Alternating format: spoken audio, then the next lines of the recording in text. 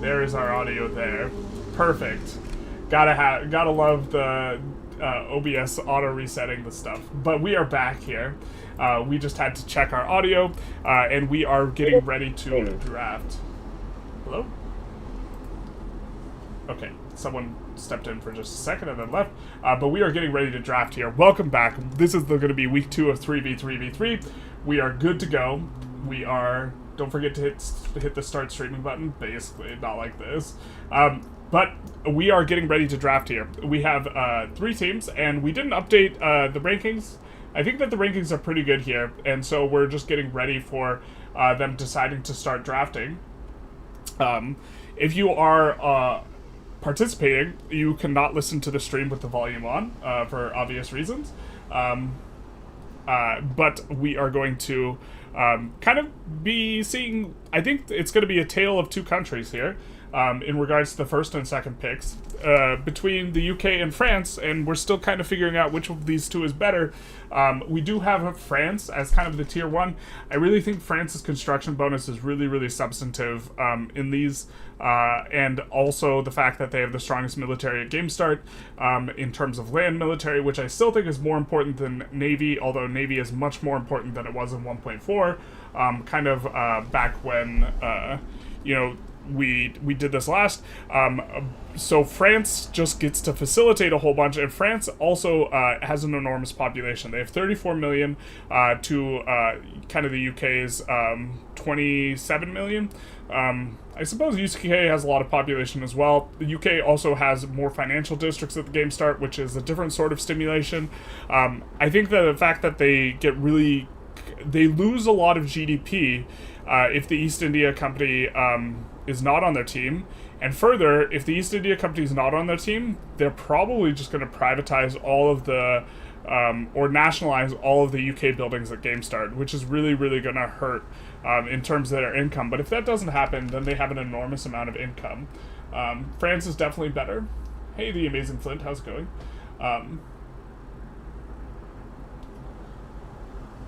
You were saying that I was muted? Yeah, I was concerned that was the first thing I took. Okay, so we have the draft beginning here, and so we will be able to start putting in stuff. We see Team 1 takes France as their first pick, which definitely makes a bit of sense, kind of what we were expecting to some extent, so we'll put in France, and we will have France for Team 1. Team 2 takes Great Britain, so we have the tale of 2 cities, and then we see Russia and China just going for the full kind of normal power rankings we see in here. And now the question is what will Team 3 use to balance out their team? Hopefully they can, or I expect that they will probably go for someone with skirmish infantry, but if you take EIC, suddenly China is really, really hard to get into because there's a kind of no normal sort of land avenue in. So we're going to take a look here and put in a bunch of stuff into the spreadsheet for calculating the score, which you guys don't need to know about, but I do need to do in the background here.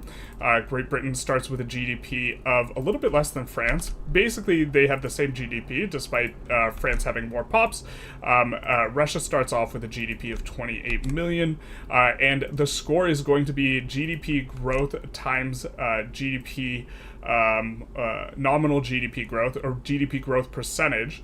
And so really excited to see if people go for taking a crack at China again, because this has fundamentally been a play pattern that we've seen a whole lot where people really try and clap China at game start. China's got a ton of growth potential for nominal growth. They won't do very well in percentage growth. Over the super long term, they can help facilitate a lot of strategies. You can also pass off a lot of provinces. But it's definitely, practically speaking and theoretically speaking, 2 different things. And so it's tough to say which is going to be better. So practically speaking, if the teams decide to kneecap you, you get 6v3'd because you pick Qing, you're gonna have a bad time, right? And this has nothing to do with Qing in the abstract, right? It's not a theoretical, but theory is practice in theory, but not in practice. Do we have a delay on the stream? There is a little bit of a delay. Hey, Svanka, how's it going? Hey, Ultraweed. Would be funny if Team 3 picked Austria. That way, Zerg Army will be a major tactic. Mass assault, pre-Stalin Mao. So if Team 3 picks Austria, that will give them Russia. I actually think that's kind of Russia, Austria, Great Qing. This seems reasonable enough, especially because I think that as a defensive layer, Austria having leverage over Prussia and being able to make the argument that, hey, Prussia tends to do really well in these things, might be able to get people off your back diplomatically. EIC would certainly be the most interesting pick for Team 3. We're going to tell them that who is on the clock here, because Team 1 is up for picking. Okay, wait. There's a delay in terms of... Okay, I'm watching something that's, like, delayed. Okay. I'm watching the stream, and the stream is delayed on the chat, so this is not ideal. Okay, so let's get everything up and going, and we're going to keep talking. Team 1 has taken Prussia, Team 1 takes Prussia, so they're going to be France, Prussia, which I think is a good combo. Very strong. Team 2 is now on Great Britain, USA. And Austria. And Team 3 is Russia and China currently. Let's get these kind of scores input here. Prussia definitely seems like a strong pick with France, because Austria can make it so you can form North German Fed, so can France. France having such a strong military at game start really puts you in a position where you're going to be able to, a lot of the times, brute force your way in. Now, France, the problem is you do have, with France-Prussia, you do have some liabilities with your ninth pick, right? Because, and we saw this kind of last session, if you have the ninth pick and you have France, that doesn't necessarily mean you're going to win the wars. And so it'll be interesting to see what manages to kind of come up here. But we see Great Britain, Austria, and USA for Team 2. We're just inputting all the things into our cells so that this stuff will make sense. I'm not sure how I feel about Team 2. Austria definitely seems a little bit vulnerable. Can Team 2 1v1 Team 1 is perhaps the question. And we have yet to see what team is going to get selected kind of last year, or what's going to get selected for Team 3 here. Team 3 is actually discussing it, so I'm guessing they go for EIC, giving them Russia, China, EIC, or they could go for something like Belgium, which is probably why they're trying to discuss it right now. They don't want to have the 3 really high pop teams, I'm guessing, which I don't kind of blame them.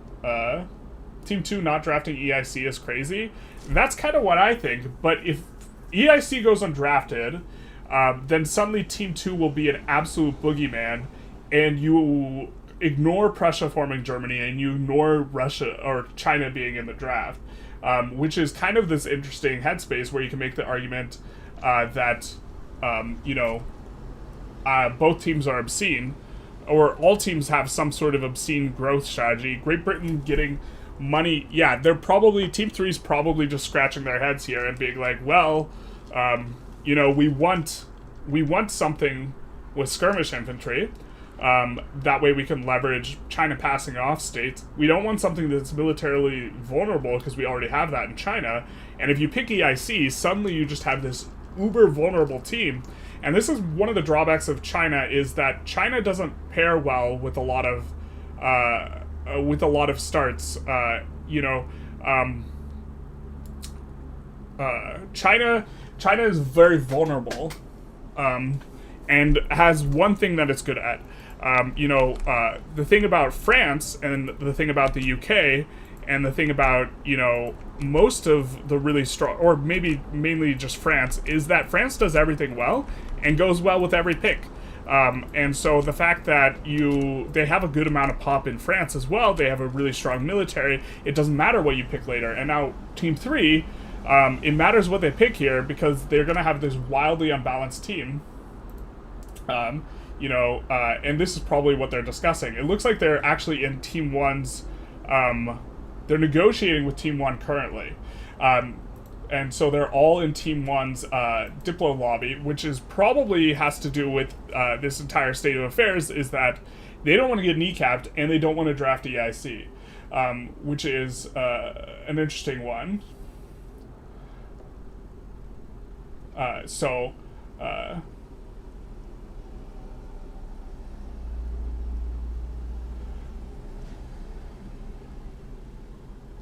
For a second, I thought you were in game, Connor, and I was like, "Why are you chatting in here if you're in the game?" But I realized we didn't need you for the last minute sub. But I am aware of the strategy to avoid the opium crisis. I'm not sure it's worth doing, and it's certainly not worth doing if you have negotiated with Team 2, or if you've negotiated with the team that has the UK. But this is an interesting situation because if I was Team 1, I would be delighted to take EIC and not have the traditionally weak 9th pick.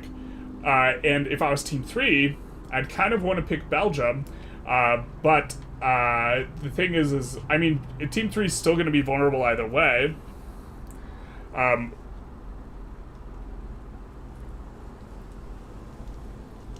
I don't know if Team 3 with Belgium, Team 1 with Belgium, so that would be France, Prussia, Belgium, might be strong enough. Here, let's maybe switch the overlay here, because we kind of have the rankings up for a while, and no one's picked yet. But this is the current teams as they stand. We have France and Prussia on Team 1, Great Britain, Austria, and USA on Team 2, and Russia and China on Team 3. I'm not sure that Team 2... So USA has also kind of got a little bit of a weak military. I don't know if Team 1 can 1v1 Team 2 at game start.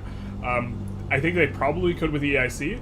I don't know if they can with Spain or Belgium, which is a bit of an interesting question because you're trying to lock in some of the growth from Prussia. And that's really how Team 1 wins. If Prussia forms North German Fed, which France is pretty good at facilitating, then they probably win the session, but they have the kind of weak 9th pick. Team 3 is going to win, off the back of enormous growth potential in China, and they have pretty solid Russia. I think I would just pick EIC as Team 3 here. We're kind of waiting on seeing what they pick, and they are negotiating a little bit, so this is kind of burning into their time in terms of how late things go. If the session is really short in terms of gameplay, I wonder what country that favors most. Well, it definitely favors Prussia if they form. Prussia's definitely up there if they form. A very interesting draft. I'm surprised to see Prussia drafted so early. But maybe it's not that surprising. It's just, yeah, this not drafting of the EIC has really thrown a wrench into things, I think. In terms of Team 2 deciding to leave it on the table when they already have Great Britain. Kind of needs, for Belgium, for Team 3 at this point then, the ability to make a skirmish infantry on Chinese territory is really, I think, valuable. And the fact that Belgium would get level 100 conscripts. The thing is you don't want to get kneecapped immediately. Because Belgium can just be straight up annexed by France at game start, especially if China is one of your allies. But if you pass off several Chinese states, maybe you don't care. If your kind of home territories were to get annexed, you just have that very vulnerable front with the strongest kind of land border. Lackagar's plan is to catch and release China as Belgium. You actually kind of can catch and release China, if I recall correctly. You could especially just pass off. You can transfer all the states. And pass off the technology. No one's done it yet. That'd be an insane amount of clicking, but you can, in theory, do it. You need to put a time limit on the draft. This updated UI stream is sick. Thank you. I maybe should just use this for, like, more, kind of things. I might go in there and tell them they have 1 minute to pick. Because we do want to get into game at some point. But also, I respect the hustle of, like, wanting to negotiate. I'm gonna let them know that they have 2 minutes remaining. Hey, Generous. Team 3, you guys have 2 minutes to make your pick.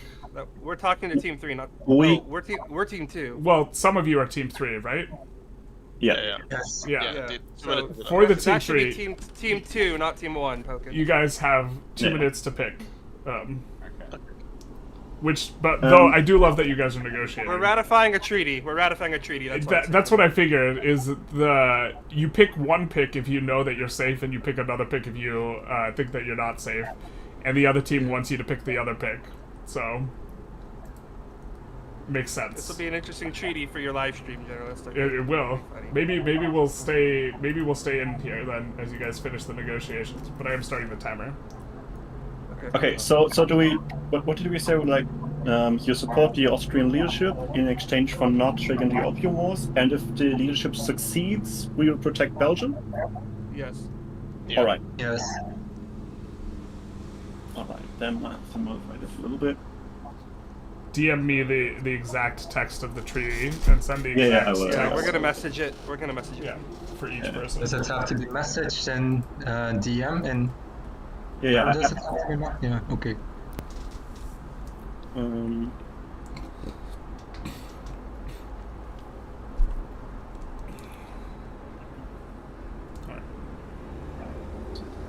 going to go back to organization. Alright, so it seems that Team 2 and 3 are negotiating here. And so let's kind of flip over the UI here so you guys can see who these are. So that's Great Britain, USA, and Austria as we're negotiating with Russia, China, and I think that the thing is Russia and China want to pick Belgium, but they want to be protected. And in exchange, they're going to support Austrian leadership, which makes a lot of sense because then Prussia can't form North German Fed, and so that limits Team 1, and then they also protect their China pick, and then I'm not sure if France-Prussia EIC, they probably can win versus Team 3 early, but if Team 1 attacks Team 3, and then Team 2 decides that that's when they want to fight for German leadership, then there's no way you win that 6v3. And so it seems like that's going to be a good situation for Team 1 and 3, ignoring the fact that if no one picks EIC, well, I'm expecting Team 1 to pick EIC if it's going to go Belgium next. So it's time for backstabbing. Backstabbing is allowed. It's just going to cost you... Alright. We gotta let them know that there's 10 seconds. Good catch. Alright, this is your 10-second warning. Otherwise, I will draft for you. We will draft, take... Alright, they picked Alright, Belgium. we will go Perfect. back to Team 2 round. That's the one I would have picked for you anyways. Alright, so Team 3 picks Belgium here. Which is, I think, the first time we are going to see the Belgium pick ever. They have a starting GDP of 2.9 million, which allows for a lot of growth potential in terms of percentage, but they're not going to be that good growth potential just in general in terms of percentage because you're starting with the very biggest, and so that's not really going to completely facilitate what they've got going on, but the presence of skirmish infantry, you can technically catch and release China, and Belgium has excellent tech, and so that's going to be good for them. Is it going to 1 p.m. PST again? Yes. I didn't understand this deal. Team 3 doesn't have German leadership candidate. No, they're supporting Team 2 German leadership. in exchange for Team 2 not dogpiling them because they have China. Can you explain how the point deductions work? So, your team's score is reduced by 35% if you lose a rev, or 5% if you backstab. And I'm assuming here that the last pick is going to be EIC. Team 1 does pick EIC.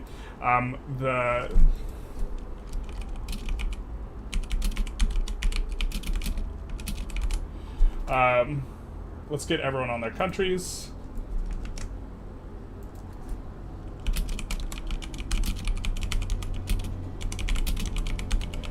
But we do see the teams kind of finish out here. Let's get our things together. 39.7 is the starting GDP of EIC. And I think that I'm really not sure who won this draft. Probably Team 1. But let's kind of switch over our overlay here. Oh wait, we are on overlaid score. Let's put EIC in here. Perfect. Now you guys can see it. And now, if we're in game, we're gonna click on observe.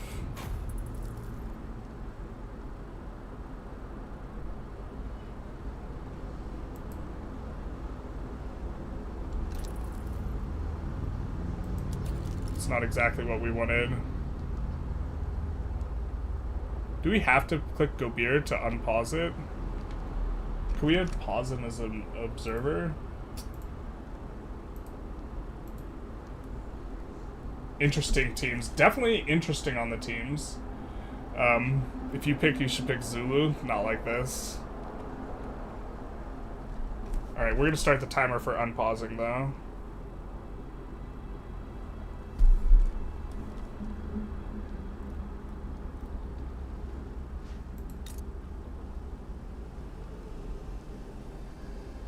Once we click start, he's not playing guys, it's Jover. Yeah, we're waiting for the last person to get on their country.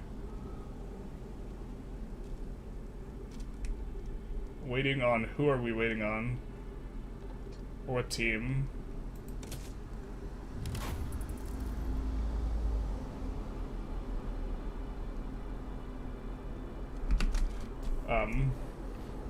Let's see, we are going to Arsenal start a poll for who won the draft. Oh my god, I don't even have the right thing open. Rip the dream on my UI. So let's end stream. No, not like this. Let's see who we think won the draft here. Who won draft? Yeah, I'll give more of an opinion later. Normally I don't comment at all who I thought won the draft, but I do definitely have some thoughts. Almost put Team 4 in there. Try observer mode. We're waiting for who's Polkovich playing? We have we have France, we have Prussia, we have EIC picked, we have Great Britain, we have Austria. Who's the Austria player? They need to get on their country.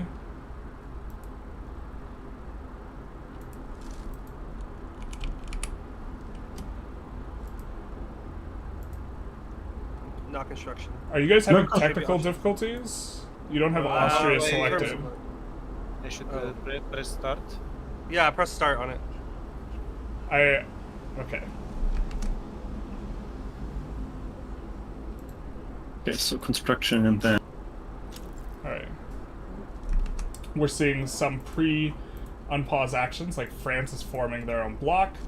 Govir has 1.4k authority. Yeah, dude. Just like Generalist IRL, trying. A very controversial video is going to come out where Generalist gets crushed in multiplayer. Turn Gobir into Wakanda. I think we could switch to observer mode now. I don't think we can pause and unpause on observer mode though, right?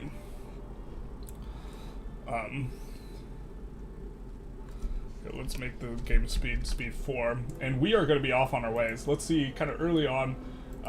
Ooh, it's actually close between teams 1 and 2 in regards to who won the draft. That is a bit interesting.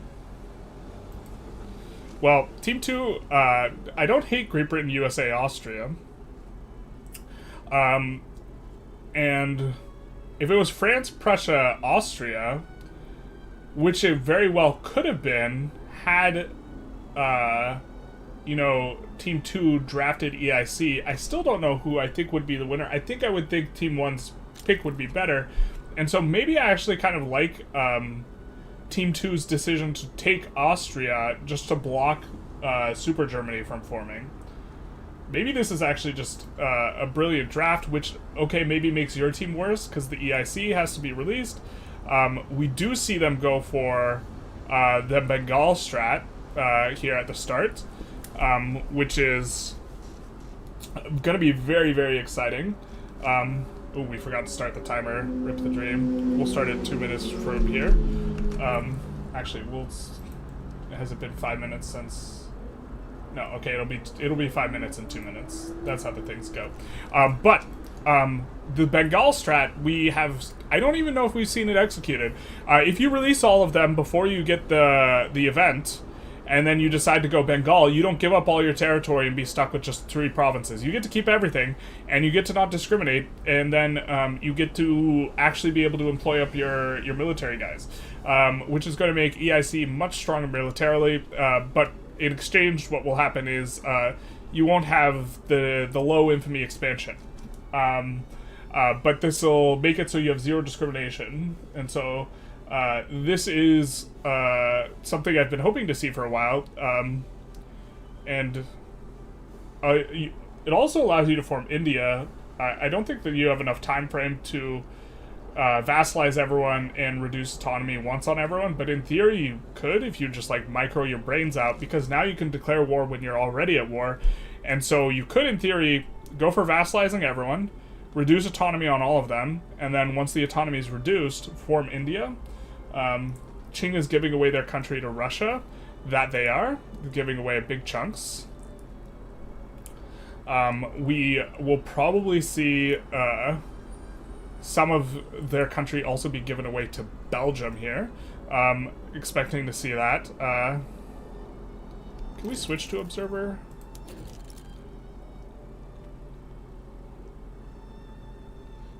I think that the problem is if we're an observer, I don't think we can pause and unpause. It's been a while since I've seen one of your multiplayer sessions. We haven't done one in a while. Forming India doesn't annex them for some reason. That is weird. I would have expected it to form, but we are going to, that's the timer, and so we are going to unpause here. And we are going to do the classic Gobir strat of rushing analytic philosophy. We do see a pause, which of course is the result of things. If anyone knows if observer mode allows you to pause and unpause, please let me know.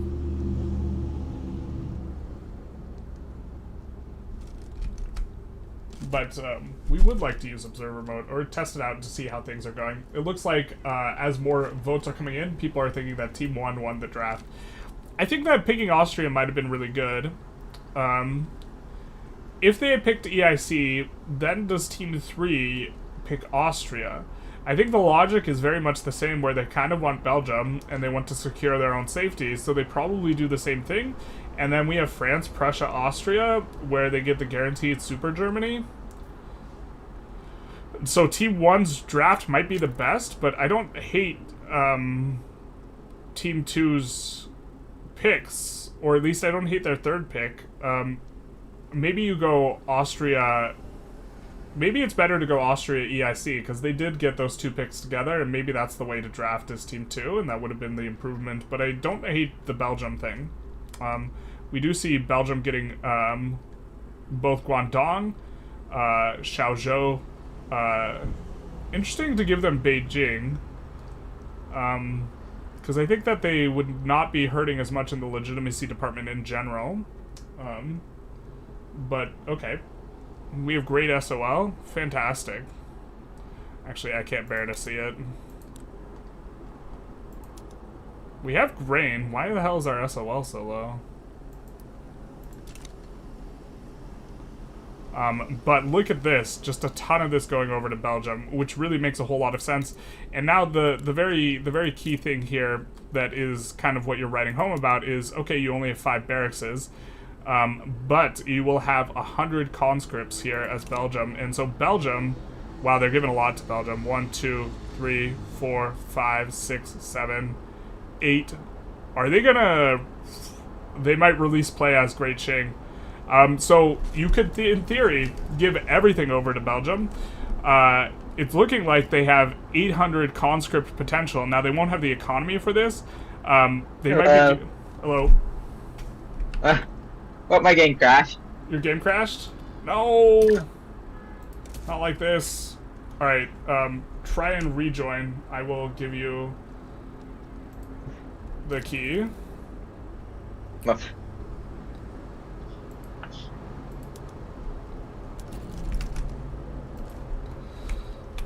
And then, if that doesn't work, we will rehost. That's, that does not bode well at the start, though.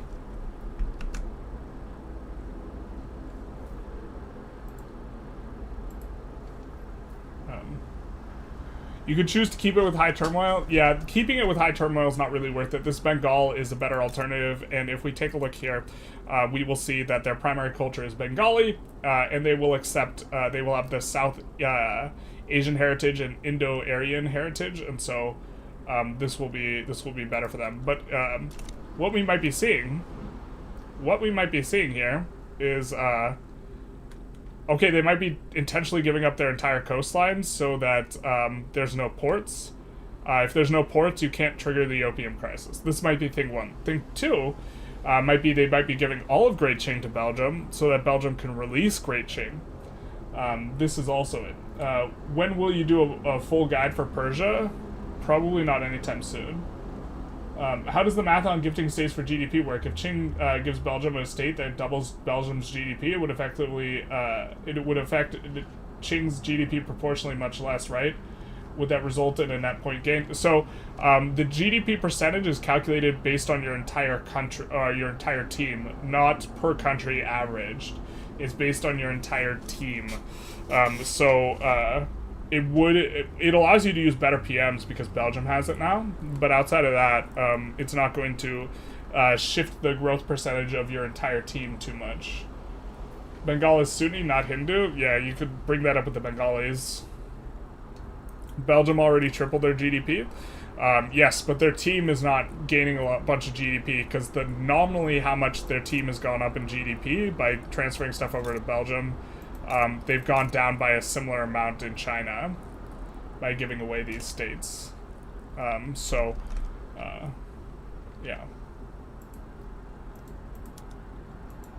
We might have to... We do not have any alternates remaining, I don't think, which is not ideal if CAMS is going to have continued problems. Having a problem this early on is definitely a bit of a spooky. That's the one. It's a bit spooky.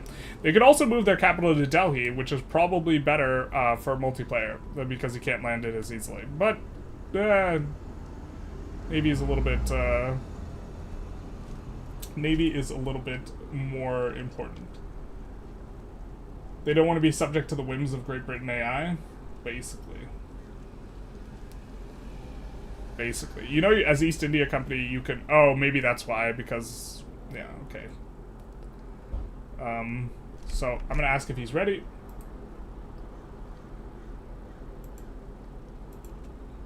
Are you ready? Yep. Okay. We will unpause.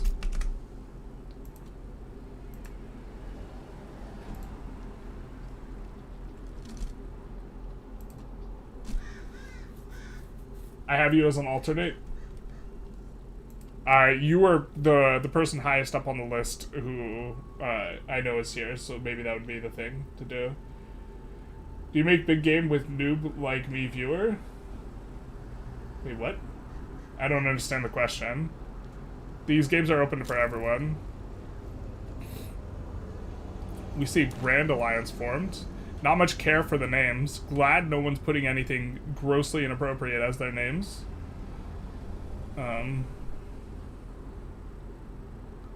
These guys are bugged out, huh?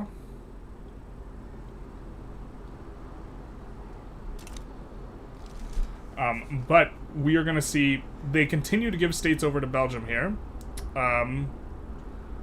which I think this is a coastline thing, including not forgetting Formosa, and it'll be interesting. Nope, they're giving everything. Okay, they're going to catch and release China. They're going to catch and release China. What poggers.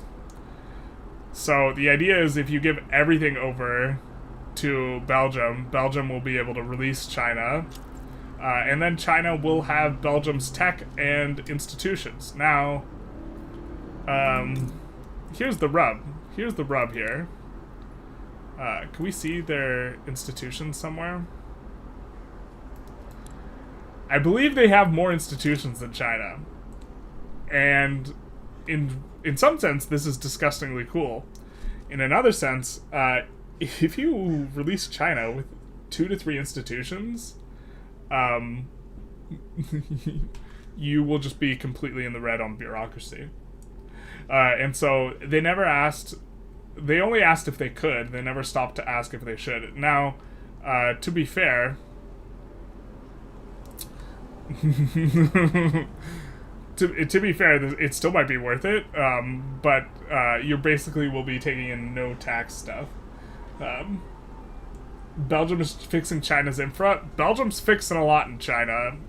Belgium's Leopold would be proud. And so, go observer. We'll go.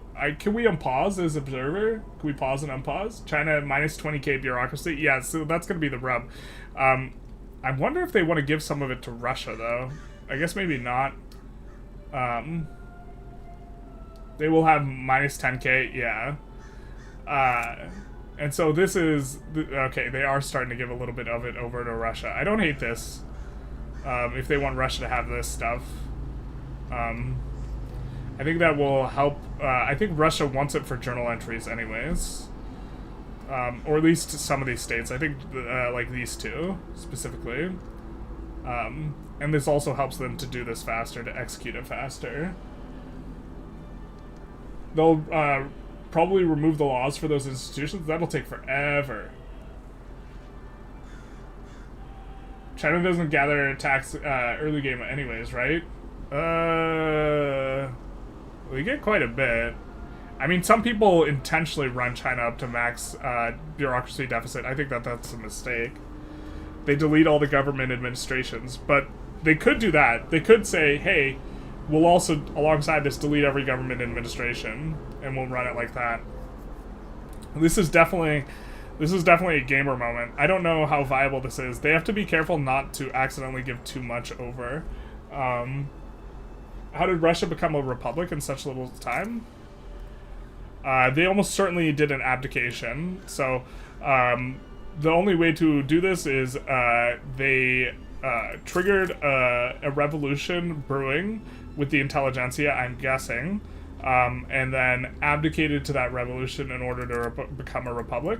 And then if they were, look at that, parliamentary census suffrage, they might have abdicated twice, actually, because the first one usually puts you on presidential, and so they abdicated for getting census suffrage as well.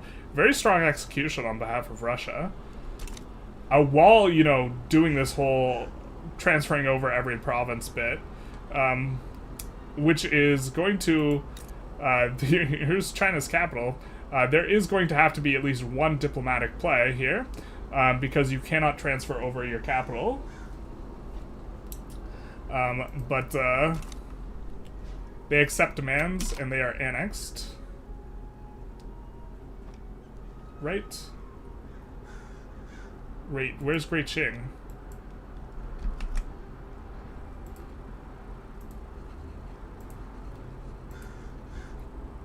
Where are you? We need to be paused because you're switching countries, right? Or where are you on the map? Do I have to press multiplayer lobby? Wait, Lackey, where are you on the map? I'm now at the game over screen, but Okay. because Yeah, you go back to the lobby. Yeah, and I just released Hunan for you, so you can. You could play. Okay. Interesting. All right, let me know when you're. Are you ready? Generalist. Yes. Okay. Generalist. Yes. Look at Russia's laws. I know. I saw. Did you abdicate twice or just once? Yeah, it's a double abdicate. Yeah. It completely destroys the landowners. Yep. That'll do it. They'll creep back, but they're pretty much gone. Yep. All right, so we don't see Great Qing released. We see Hunan released. Okay, and this works too.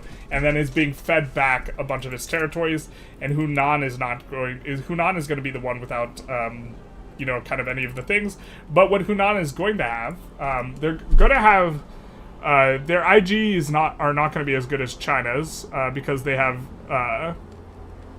Where do they get so they have the landowners instead of scholar officials, for example. But they are going to have monarchy, wealth voting, racial segregation, freedom of conscience, elected bureaucrats, a homesteading, right? They are going to have, these might look familiar because these are all the Belgian laws at game start. In theory, Belgium could have done some abdication cheese before they released Sudan and this type of thing to pass some stuff. But we see, where's China? China gave all of their states over to Belgium, and then Belgium released... Oh, we can't not do this, guy, huh?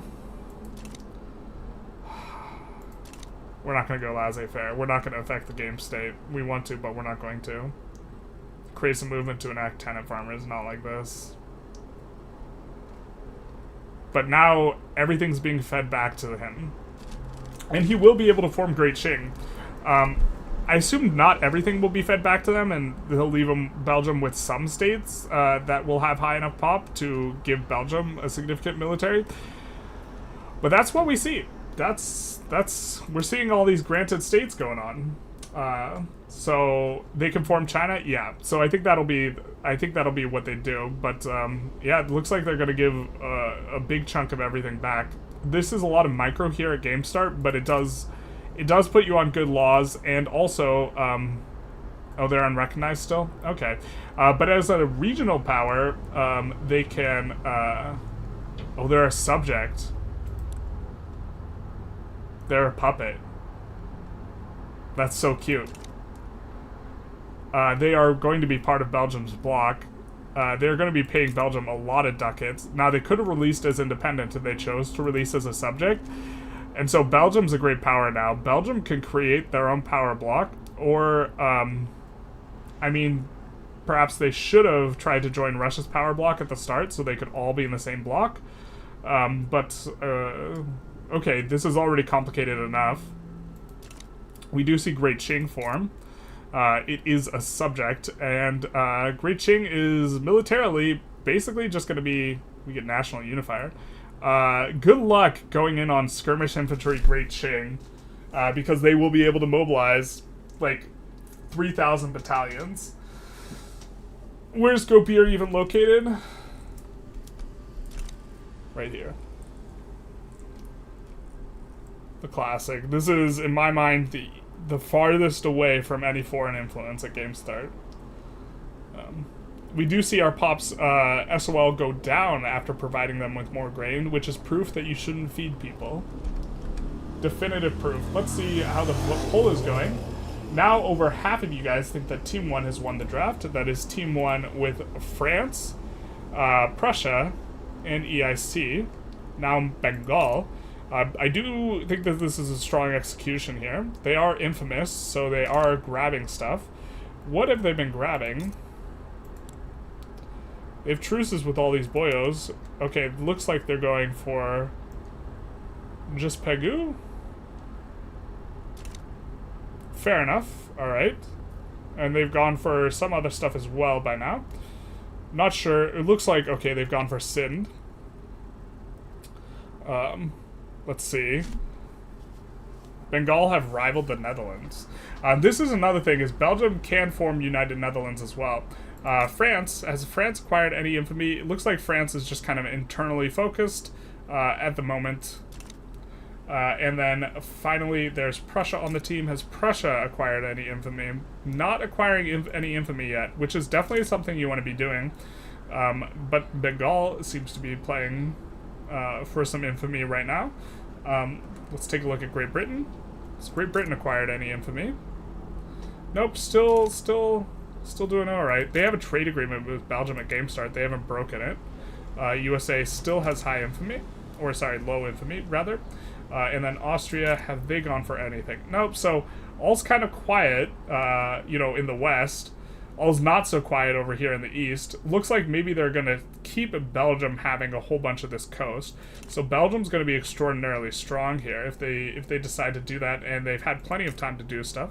Russia doesn't have any infamy. Great Qing doesn't have any infamy, and Belgium will have infamy from taking Yunnan for the last little bit so that they could release them. And so that's kind of the current state of affairs here. This is the third time you've ignored your message. You can pause and unpause as spectator. Okay, I didn't see the other ones, but we'll swap to spectator.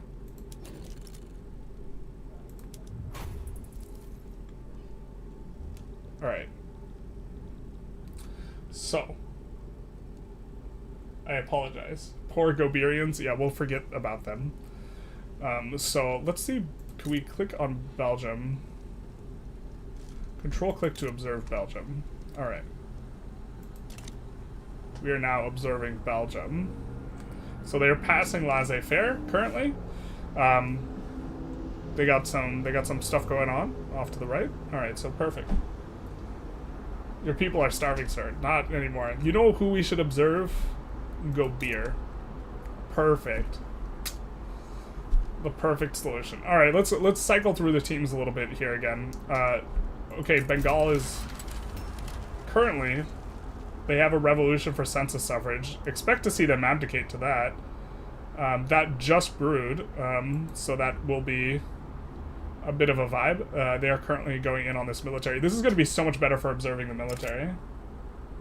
We get the hands thrown up, which is them, of course, deciding to enact parliamentary republic and census suffrage, which is fantastic.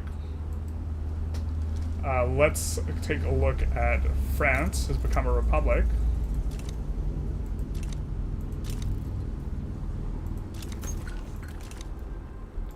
And is declaring war over here for Constantine. Constantine's a great state. Definitely thematic on France. People should definitely go for this, though. Try to pause now to see if it works. I'm curious. We'll burn that bridge when we get to it. Looks like they are building up. Who has the most construction here? That's perhaps the real question. Now, France is going to have this massive industrialist bonus that is just going to be absolutely insane. 10% state construction efficiency. When these guys get up to 20% cloud, it's going to be even bigger. Nike's fan asks, Ethiopia Thunderdome next time. Thank you so very much for the $5 dono. I don't think we're going to do the Ethiopia Thunderdome next time. We will have to do it at some point. I think that we're probably going to do it close to the end of the season.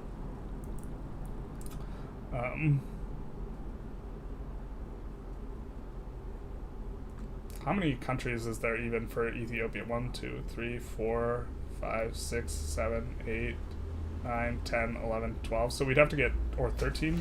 We'd have to get 13 viewers.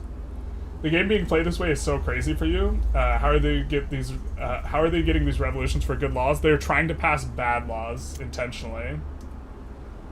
That the people hate. So what you do is, like as Russia, you'll try and pass like autocracy or something, and then the people will react. They're also inviting agitators, specifically, to do stuff.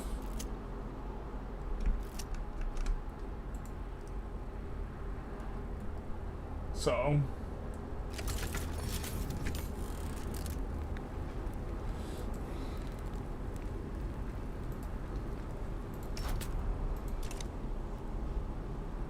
But we are currently... Oh, they can see who I'm speccing.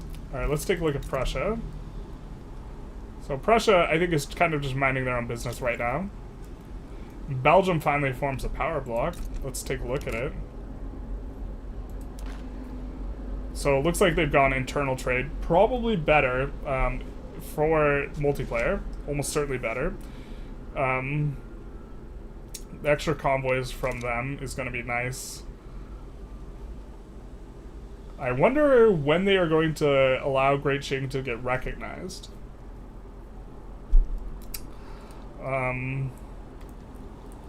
Looks like that's an interesting play. So Bengal specifically wants to have a front with Qing, and this acquires a front with Qing. Yeah, will everyone get the special Ethiopian leader? No, one person will get it, and then everyone will rise up against that person, I anticipate. Russia releasing Poland seems like a big mistake. What happens if we transfer Great Qing? What do you mean? They're a puppet right now. Yeah. What happens? Do we boot them off? If someone gets transferred, then Yes. they're just transferred. Did Okay. someone start a Diplo play? For I mean, we could. yeah, then they just get transferred Okay. and they play from inside Or get annexed. or get annexed. That'll be a little tough, but yeah. There's a lot of things you can do to abuse your subjects. So Be back.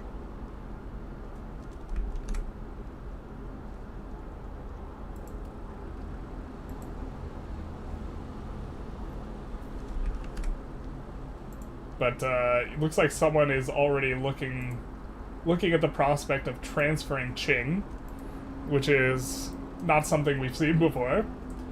How are you using multi-stream in YouTube and Twitch? A Twitch viewer asks. We are using Restream.io, which sends, I think it sends to Twitch first, and then it just streams the Twitch stream to YouTube. I think it's mechanically how it works. So the Twitch stream is going to have a shorter delay. Check Qing debt. Or yeah, let's check. So their bureaucracy deficit's not that bad.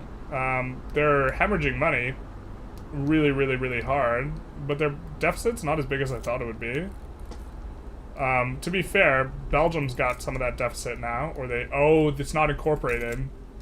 Oh, you know what?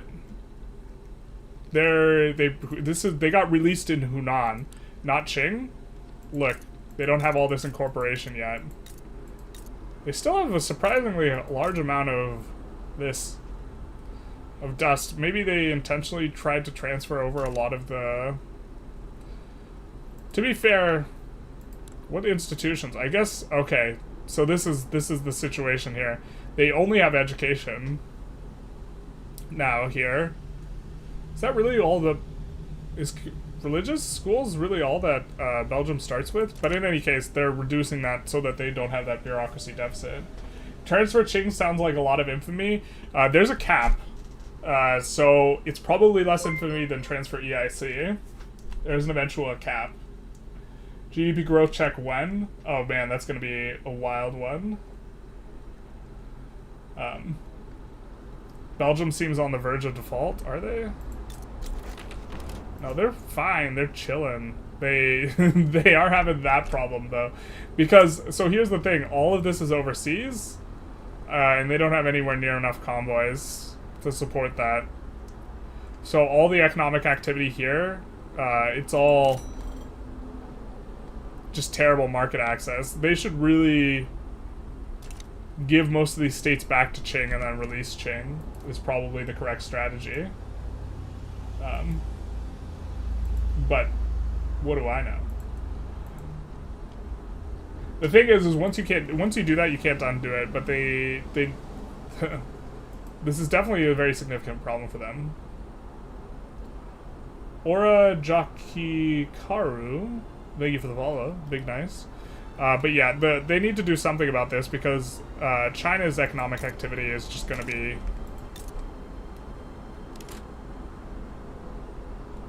They have 50 million. I guess we could update the scores here.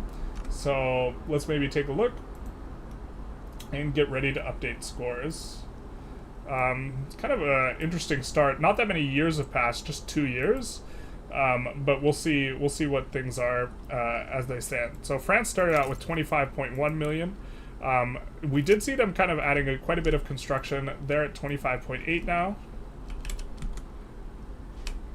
Actually, I think not enough time's passed. I think that it's just this weird situation here with specifically EIC's probably gone down in GDP. Yeah, they've definitely gone down a little bit. Not a whole lot. Down about 2 million. Maybe we could update them. So Prussia started the game at 10.3. They are at 11.5. Which represents a pretty nice 10% growth over this 2-year period. EIC started the game at 39.7. They are at 37.4. But they have lost a bunch of their buy orders from the UK. So they always, if you get released, they will always kind of be down a little bit. And so will the UK, who started at 24.3 and is at 23.8. Very, very modest kind of decrease here. Oop, didn't mean to put that in there. We see Austria at 17.6 at game start. They are down, 17.1. Probably due to market price changes. USA starts at 16.6. We see them at 21.4. Very, very explosive gain. I wonder if they have gained a lot of pops, and that is the major driver. But that is a 30% growth, which is the most we've seen so far. But of course, the aberration will be Team 3. Russian Republic starts with 28.3. They're up to 31.2, but they were gifted states, important to note. So they're up about 10%.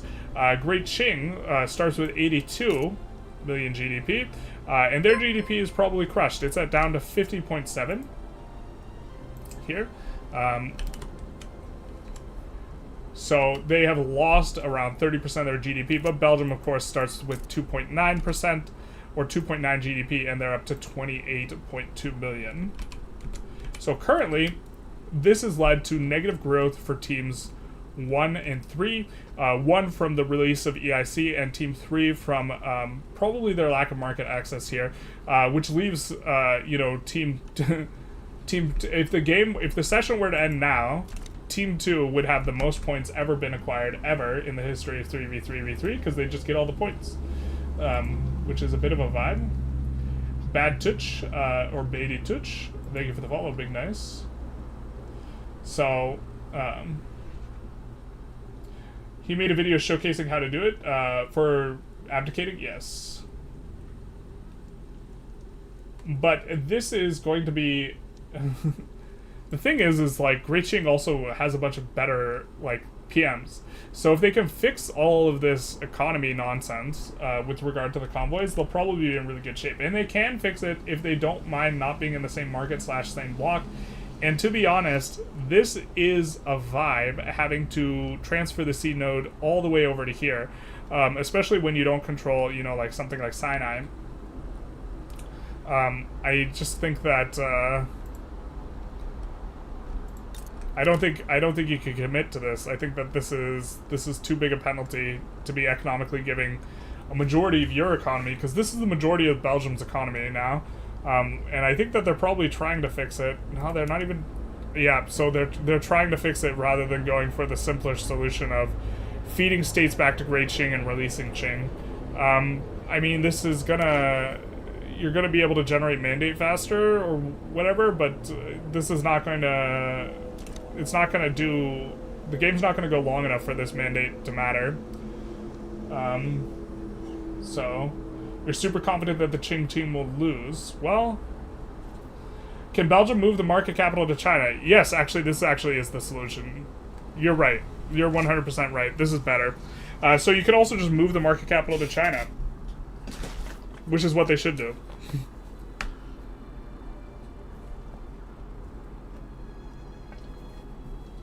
The fact that Qing can get transferred, though, is also super spooky. Needs to be incorporated, I think. Oh, that might be a restriction. I know in our UK run, we moved the capital to Beijing, but I think it was incorporated. I think in theory, the best place to have your capital is probably right here. Your market capital.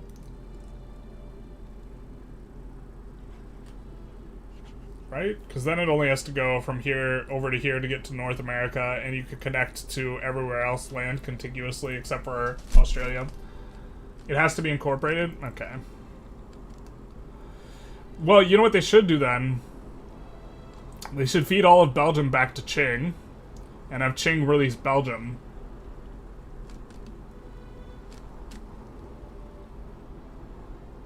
Yep.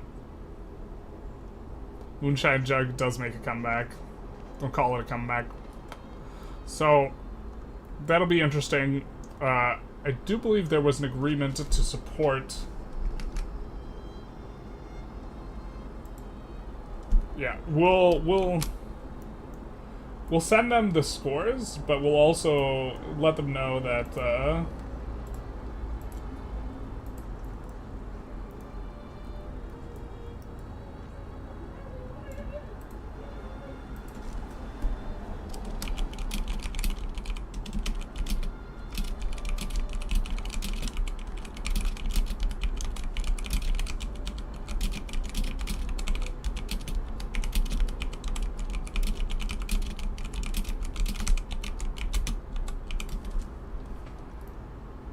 but this has been an eventful start here.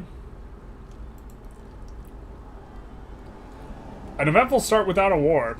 We notably do not have a war. Bengal, this would concern me a little bit.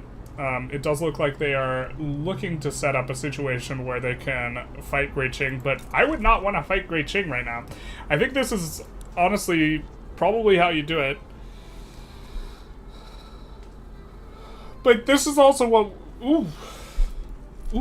Can't do that no more. This is also something we were considering, is that looks like they've increased autonomy to Dominion. Hey, Caleb, thank you for the $5 dono. Big nice. When is the end date? We are playing till 1:15, so that's going to be another 30 minutes, 40 minutes, 2 hours and 40 minutes? Thank you so very much for the dono. Can you give advice for their situation? Well, I think that the thing is, I think you just don't want to be running this many convoys this early in the game. You don't have the economy size to support the entire... The market capital needs to be in Qing. This is where all the economic activity is. The fact that the market capital is over here is a bit of a problem. So you either have to pull back the amount of states you have in Belgium and release Qing, I think. I think this is what you do. Or, you need to have Qing annex Belgium and release Belgium. That way the market capital will be in Qing. I think that this is the solution. Hate to break to you, but 115 AD was about 1700 years ago. Looking at the current date, guess the game is over. It's Jover. It is Jover. Looks like poor Burma. Is Burma getting... Burma's getting the business. You hate to see it. But this is just... I think they're just not solving this problem fast enough. You know? I'm shocked that France hasn't somehow finished Constantine by now. It's a little bit surprising to me. Wait, how do you lose that war against Constantine?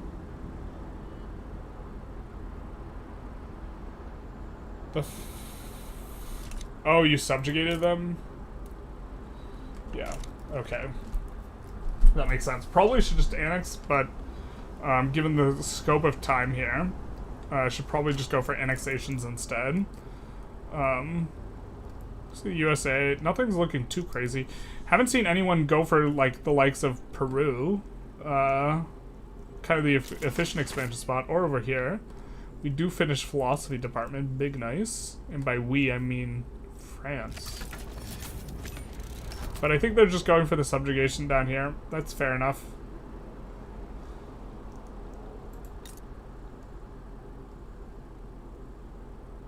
Belgium. A little surprised to see Belgium not going for Netherlands here.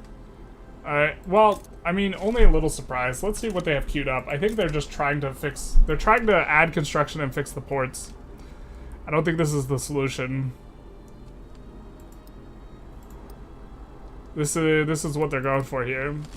I don't think this works out. Let's see how Russia's doing. Russia had a very strong open, so let's see what they're going for here. A little bit of government administrations, followed by a bunch of tooling workshops. What's their market like?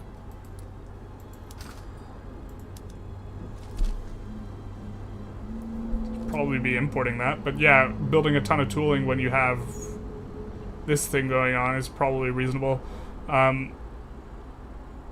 Iron's probably also reasonable. Let's see what companies they have. They don't have any companies yet. Okay. Is that Sunny D? No, it's Sonic like powder drink mix. So it's one of these packets in a half gallon of water. So this is strawberry limeade. A little late, but I made it. By the way, is the game supposed to be at speed 5? We noticed that people desync a lot more on speed 5. Who has the most construction, though? Russia has 127. We see 90 from France. UK. Ooh, yikes.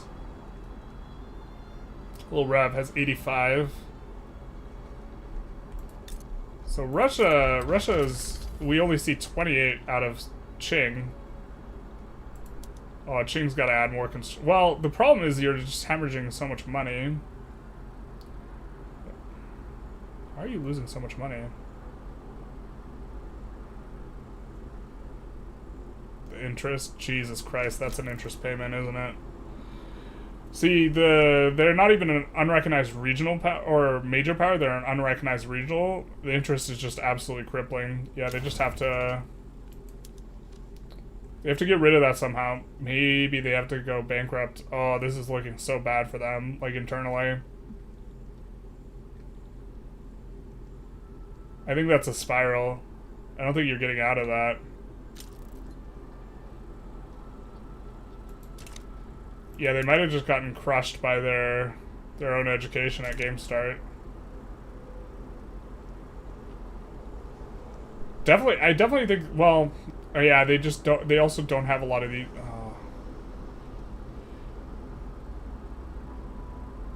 They're also paying out 50k on the Diplo Pact. Yeah, Belgium needs to, like, bankroll them. But Belgium's hemorrhaging a bunch of money because most of Belgium's economic activity is happening for them overseas at 35%. Yeah, this is just such a catastrophic issue. I think it's really going to bring down their team. He's drinking piss. Shh. Shh.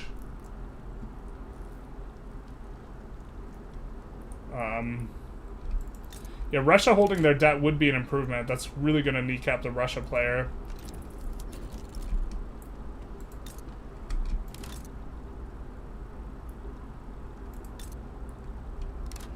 Russia, I mean, Russia's off to a good start here. How about USA? USA's got some of the bigger GDP growth, 85 construction. Whoa, what the fuck? We're not playing speed. If we speed 5, people like desync more.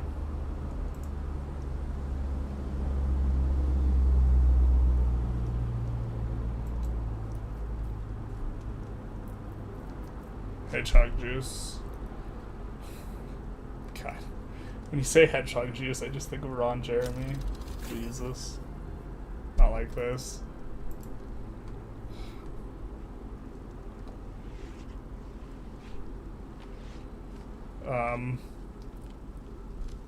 Yeah, this is super grim.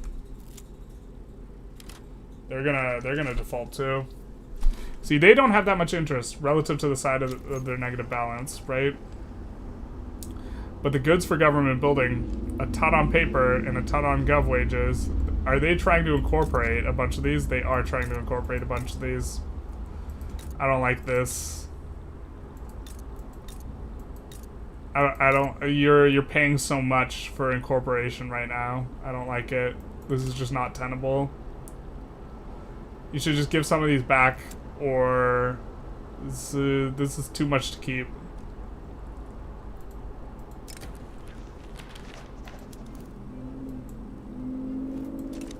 This so thinking of it like this, almost all of their almost all of this bureaucracy is actually just incorporating other stuff. You see Wallonia and Flanders, 265. They have a total of 5k. So 5k of their bureaucracy is paying for partial incorporations. Which is why they're not yielding a lot back from them. Also, there's just not a lot of economic activity happening here to kind of pay you back. And also the economic activity that is happening is 38% access. So, in principle, I think that this is good. I just think that the execution is not working for them. Team 3 is dead. It's gamble and it didn't pay off. Yeah, I think they could still recover if they just figure out that they need to give back most of these states, not incorporate all this stuff, delete some of these government administrations. This is definitely also a scenario where you're having to talk with your team, negotiate, handle multiplayer, and figure this out in real time. This is not exactly the easiest thing to do if you're not aware that this is going to be what happens. So like this isn't an easy thing to navigate. I mean, I think Qing is not necessarily navigating it wrong, but the problem for Qing is that they're paying 100k in Qing's balance would be neutral if they didn't have the Diplopax or the interest. But at this point, the interest, I think this is a death spiral for them. Especially, their interest rate would be better if they were a major power. So if they were released, their interest would be better. Gunshin Sora, thank you for the follow. But they can also have someone who has a better debt thing take on their debt. But Belgium won't be able to take on their debt because they won't have, there's just no shot, right? So Russia's probably going to have to take on the debt. Russia as a GP will have a better interest rate. In order to try and make this work, but this is like it's going to be so difficult to recover from. I don't see a world this works. They have to give back the states or somehow get the market capital in China. Well, so to be fair, Great Qing could acquire a whole bunch of debt, annex Belgium after Belgium gifts every state, and when they get annexed, that would erase the debt. And then Belgium could annex Qing again, and that would erase the debt again. But it takes so many clicks to pass this back and forth. I just don't know if that's worth all the clicks. So, Team 2 had a really great draft as well. I feel like I would have preferred them picking EIC to USA. But this works out. If they had left USA on the table, it would have been Russia, China, USA, I think. And then France, Team 1 would have gotten Spain, probably. As it stands, they kind of had two blocker picks, instead of... And they self-blocked. They blocked USA from getting drafted from Team 3, because Team 3 kind of wants a skirmish infantry country with good tech, especially if this was their plan. And Team 1...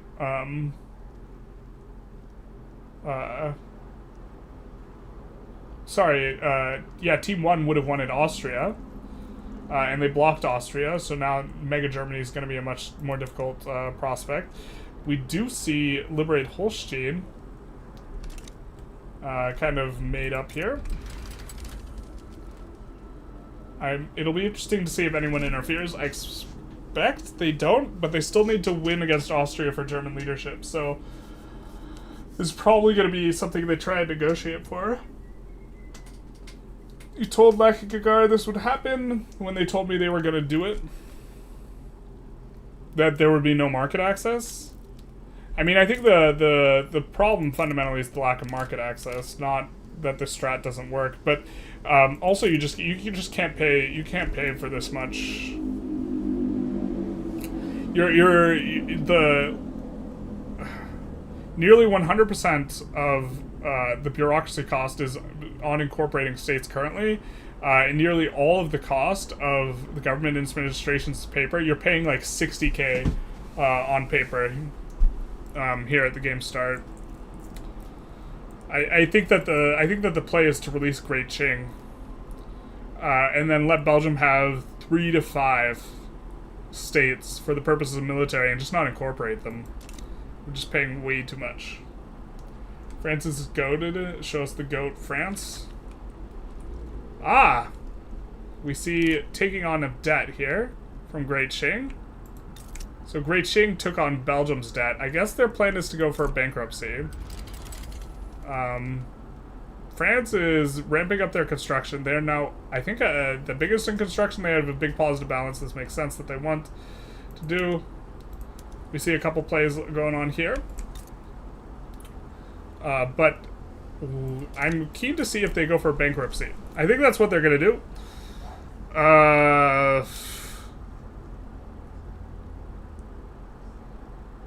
Yep, they can just keep on taking on Belgium's debt. So this is the plan here. They're gonna bankrupt Qing, or the plan is for Belgium to annex Qing again and release Qing. Revive China society. You're telling me. China's never looked so bad. You said the interest was deadly. Yeah, but you can avoid having to pay interest if you... Yeah, I mean, at this point, they're just, like, dead. And they're going to have to either go bankruptcy or go for a rev swap, which is probably too risky, or re-annex themselves to get rid of the debt. And so I think it's going to be re-annex themselves to get rid of the debt. Right? Just intentional bankruptcy.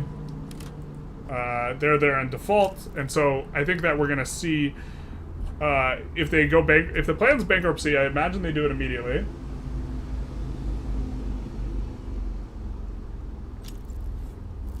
So the plan might not be bankruptcy then.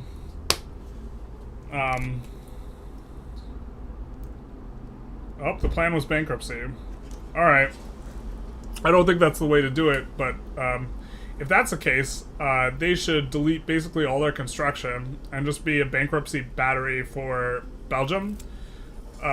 They still would prefer the market to be over here, but they can just keep on taking on Belgium's debt, and then Belgium can just build in their country instead, and Belgium can use all the construction, and maybe they will just feed Belgium unlimited money. So now, what Belgium should be doing now is just adding infinite construction, and just letting Qing take on their debt repeatedly and then go bankrupt over and over and over again, and then they will build in Qing as needed. China looking like it could do a little Boxer rebellion? Yeah, basically.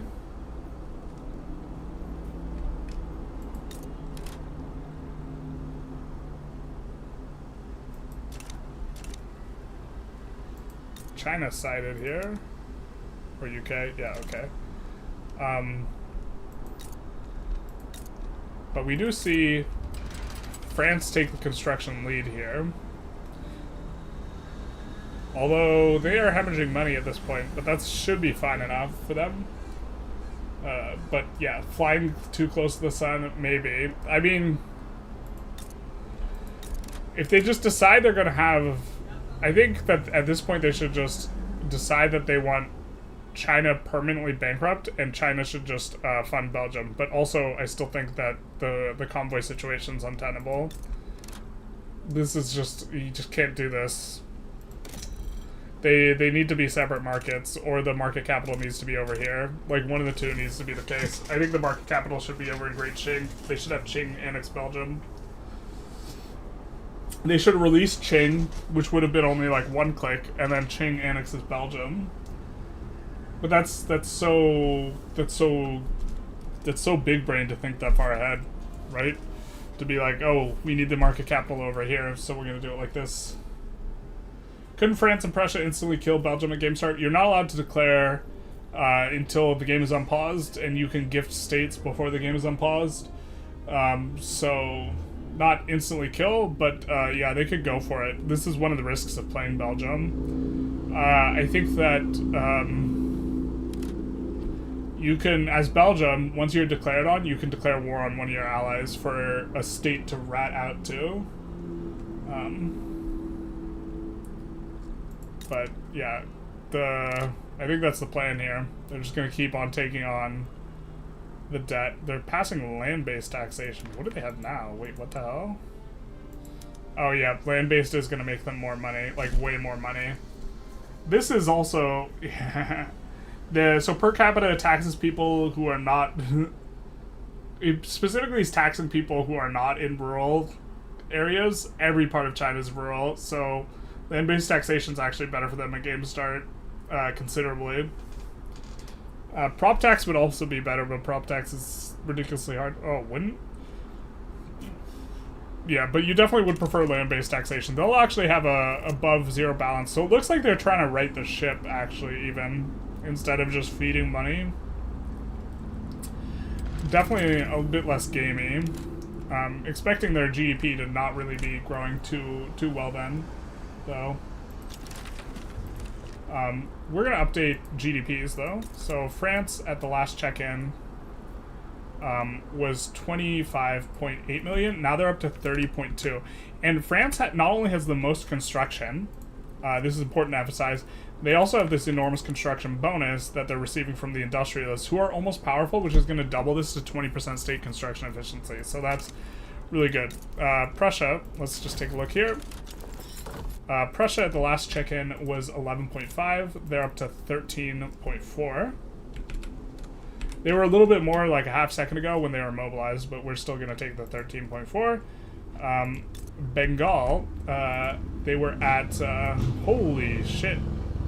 They were at 37 last check-in. They're up to 52.7 million GDP. I don't think it's because they've taken a bunch of territories. I think it's because their trade routes have finally kicked in. We'll take a look at Great Britain here. Last check-in, they're 23.8. Now they're at 28.8 for a modest come-up. The percentage increase on Team 1 is pretty consistent. 20% for France from game start, 30 for Prussia, 32 for EIC. Great Britain is up 18%. Austria was at 17.1 last check-in. They're at 18.9. And they're fighting the Ottomans by the looks of it. So why don't we go over to their POV. Looks like they have an undefended front. What is this war even for?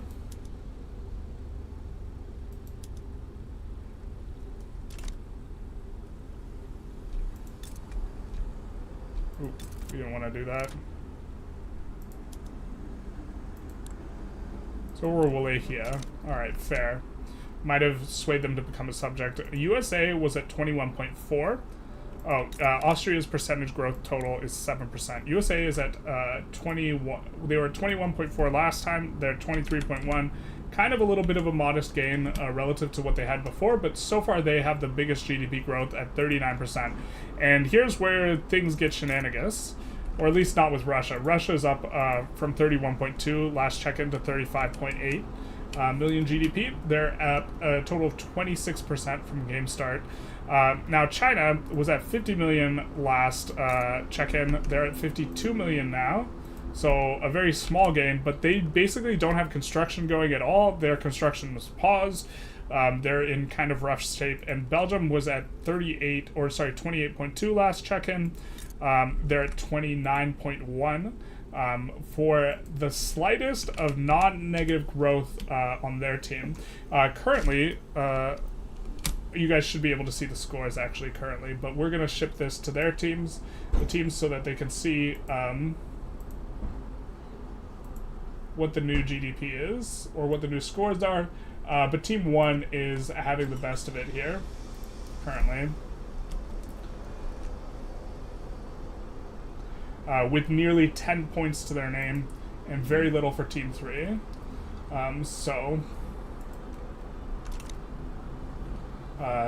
It'll be interesting to see if the teams go for Team 1 off the back of this. I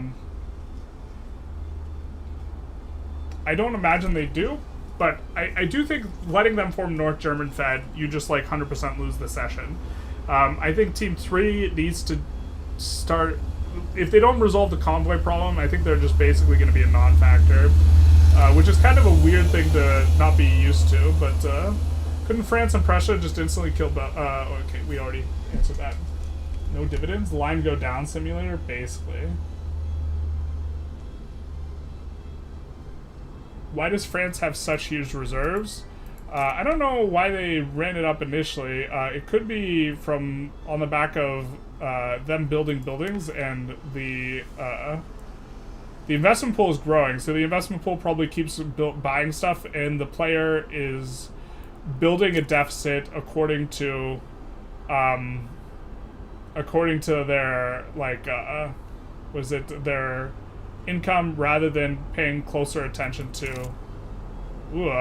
This is so risky to run. This is so risky to rev. But they are probably. If you ignore whenever you're looking at how much money you're making, you always have to look at the investment pool and the national income. And if you don't, then what's going to end up happening is you're going to underbuild construction. But privatization probably is the thing. Belgium owning all of China, it was gifted to them, but they're in bad shape. Hashtag players or exclam players. But here, the problem here is if anyone has an interest here, which to be fair, they might not. To be fair, you can actually rev if you know no one has an interest in your region, but looking here, there's a ton of interests here, right? So with all these interests in Dixie, if you wanted to brick Team 2, what you could do, like let's say you're France, you could just join against the CSA, join on the side of the CSA. If the CSA wins, then USA just loses their entire country. But we do see that Austria and UK are also in here. But what you could do is you could join against them and then declare on Austria and USA. And you can declare everyone on everyone. So you could make wars work such that this like actually maybe happens. Oh no, are we locked in? No, we're not. Okay. But, yeah, a little bit rough. I mean, I think that the most interesting thing to watch here is... Yeah, they're just gonna re-bankrupt, aren't they? This is probably the plan. Oh, this isn't gonna work out for them.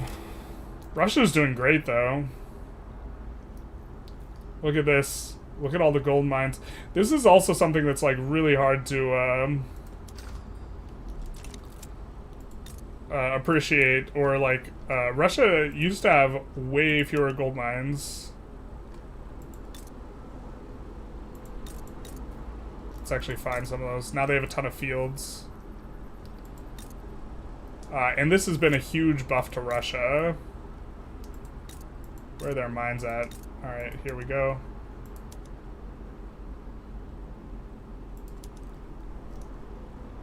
But getting access to a whole bunch of extra gold is like really, really valuable. Although gold did get nerfed. Looks like they missed the opportunity. Yeah. I mean, they could have negotiated something. It's possible where, in regards to the forming of this, but there's already an agreement. Well, the agreement's between teams 3 and 2 regarding helping win the war. And now at this point, I think Team 3 can defend itself. Defending itself isn't the problem. The problem is that they're paying too much for government administrations and not really getting a return on it. It's just... all this paper is going for government administrations that are incorporating stuff, but like... if the session only goes... whoa. Is that devastation correct? Yeah. This is from lack of market access here. Look at this. Isn't it? Wait, why is there so much devastation down here?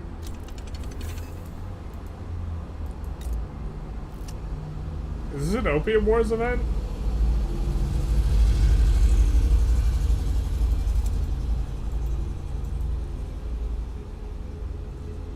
I'm so confused, but this is terrible. We've had one bankruptcy, yes, but what about second bankruptcy, basically?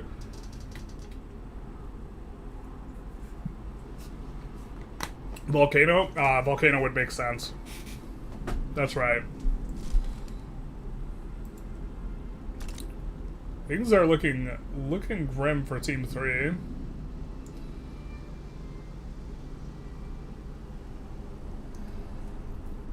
Things are looking grim. Little revolution on the Ottomans. Tsunami.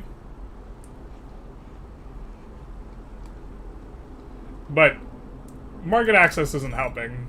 They're up to 56%. I mean, I guess they're kind of riding the ship here. But look, Belgium is the entire game. They've been building nothing but ports. And so, yeah, you can fix the convoy problem eventually. But when you build steel overseas, over here, that's going to be more convoys you need. You just fundamentally, you can't run a market from over here, where almost all the economic activity is happening over here, and the number of sea nodes you have to travel through, 1, 2, right, 3, 4, 5, 6, 7, 8, 9, 10, 11, 12, 13, 14 sea nodes. That's so much. And so every single one of those increases the cost. You just can't do it. And this is such a hard solution to find in real time too. That Great Qing should annex Belgium.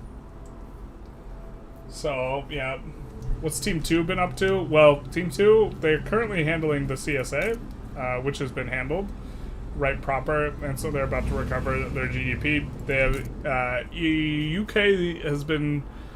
They've been relatively not interfering too much with other stuff. I think they might have gotten Wallachia here. Yeah, and so they decided for a free kind of thing. But they haven't really acquired much infamy, so they haven't been up to too much. I think that it looks like they're going for something there. Or have gone for something. Nobody's gone for the gold down here. A little bit disappointing. You hate to see it.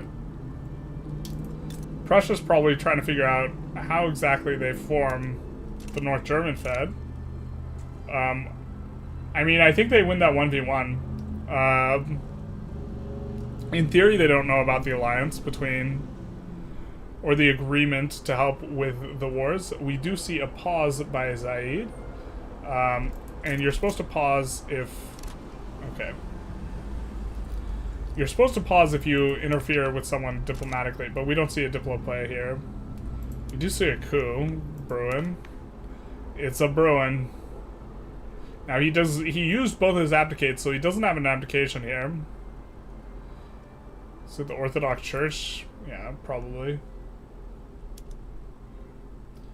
Is it better to combine all the R markets together in teams, or keep some of it separate? So it's better to combine them together if they're contiguous. So if it was Russia, China, EIC, if that was the team, they'd be better to all be one market.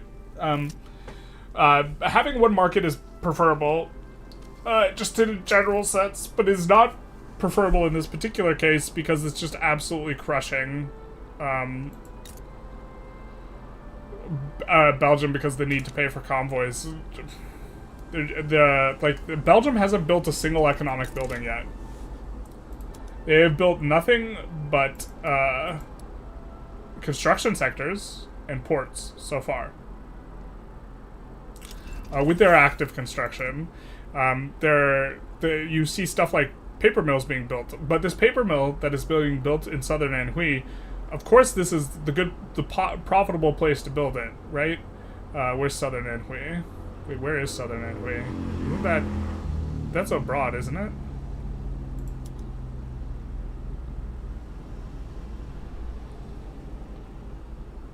Okay, it's where the paper mill is, duh.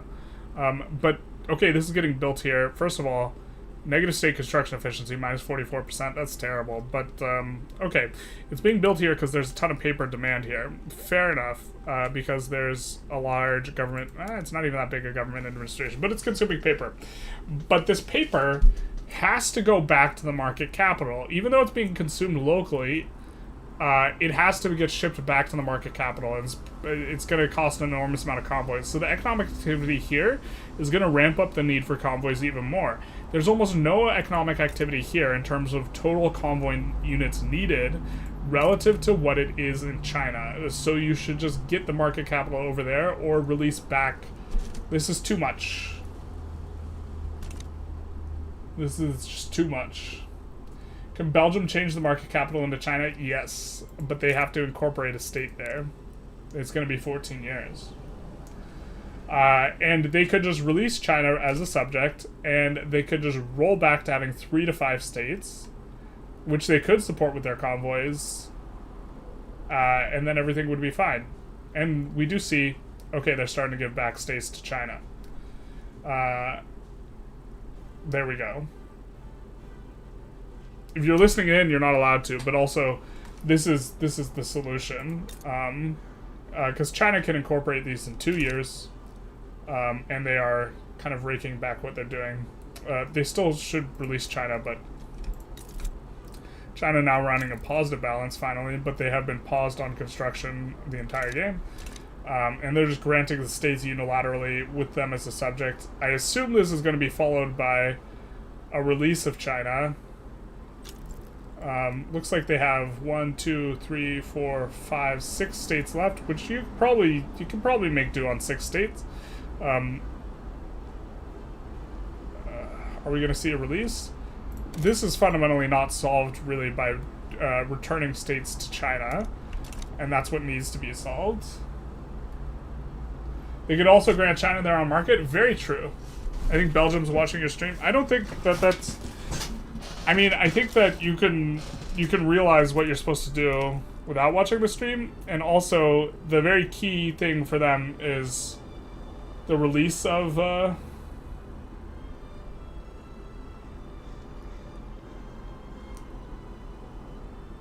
that doesn't make any sense.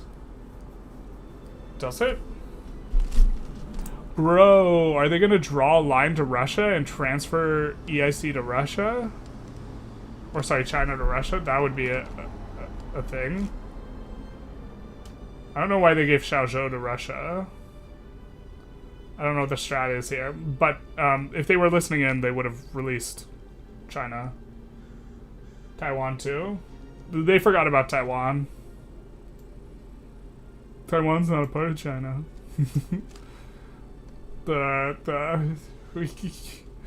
You gotta love Taiwan just being controversial every time. But yeah, I mean, it looks like I mean, this is better because they can't run that much bureaucracy. They still haven't like fully solved the problem here, but they're just kind of in a bit of a massive mess. Krakatoa is also part of it. I wonder why they did this here though. You know what? Russia didn't have silk in their market. Maybe this is why. Russia's adding 7 ports here. Bro, are they using Russia's construction to build the ports, and then they're gonna pass it back to Belgium? Is that what they're doing? I don't like that if that's what they're doing.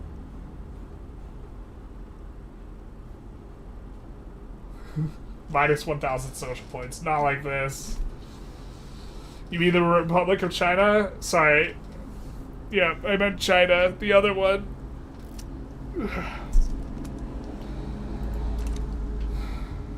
I don't know about this. The thing is the solution is just super simple. It's, you just need China to have their own market. Yeah, but you could grant them a market. Looks like they're going after some scraps after Bengal's taken the most lucrative Sikh Empire estate. I mean, there's other reasons to want to maintain subject power as well, but you just like can categorically not run a deficit. But I guess they're just going to bankrupt again.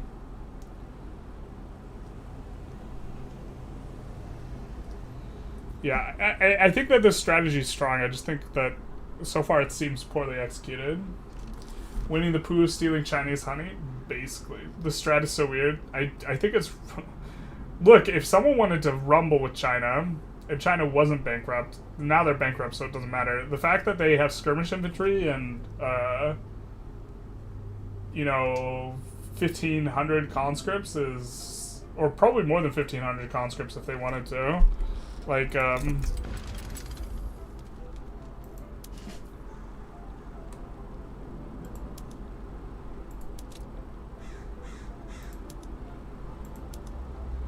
look at this.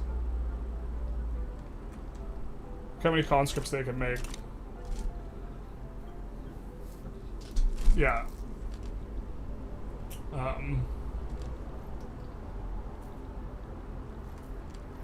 I wonder what is in the USA and France power block. Yeah, let's take a quick look. So the British Empire, they've gone for vassalization too. The Anti-Slavery Coalition, one of the very few named ones, is on external trade. Don't think external trade's that good in multiplayer. We see construction 1. We see internal trade. We see... Do they start with militarized industry? But we also see construction 1. They're 5 days off of their principal. Construction 1. Wow. They start with defensive, so they just completely deleted defensive rather than adding construction 1.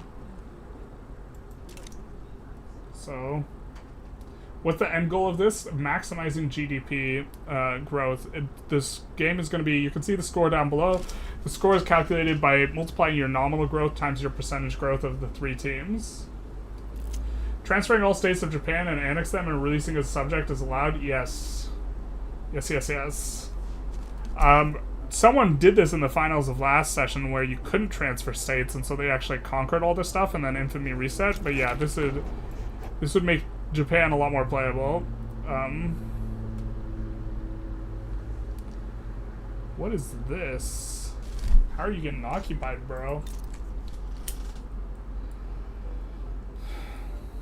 I am the danger. Alright. Woo. Whew. They're adding construction sectors? Holy shit. With this massive bureaucracy deficit, what's Bengal doing? 95 infamy? What is Bengal doing? I kind of like it. I kind of think Bengal's cooking. What's the strat here, though? They're just adding a bunch of construction sectors, and then they're going to let the construction queue take over, right? Because they have 5 million in the investment pool, and they're gaining 133. But okay, I don't like this part of it, the government balance, but I kind of like the idea of 300 construction. I mean, previously we saw that the highest was France, and they are at 164. 155 over here. 85 for the UK. UK's gotten some... They have some troubles. We see 135 for USA. Belgium's at 80. Yeah, just the total team construction is like 230 for Team 3. Great Britain, USA, Austria. So 85 plus 220 plus 288, 290. 290 for Team 3. What did I say it was for Team 1? It was a lot less than 290. And then France, Prussia, EIC, 164 plus 150, but is idling, so a little over 300. They got like 650 construction on Team 1. Team 1 just has way more construction, not even including that whatever France has, you can consider it 10% higher.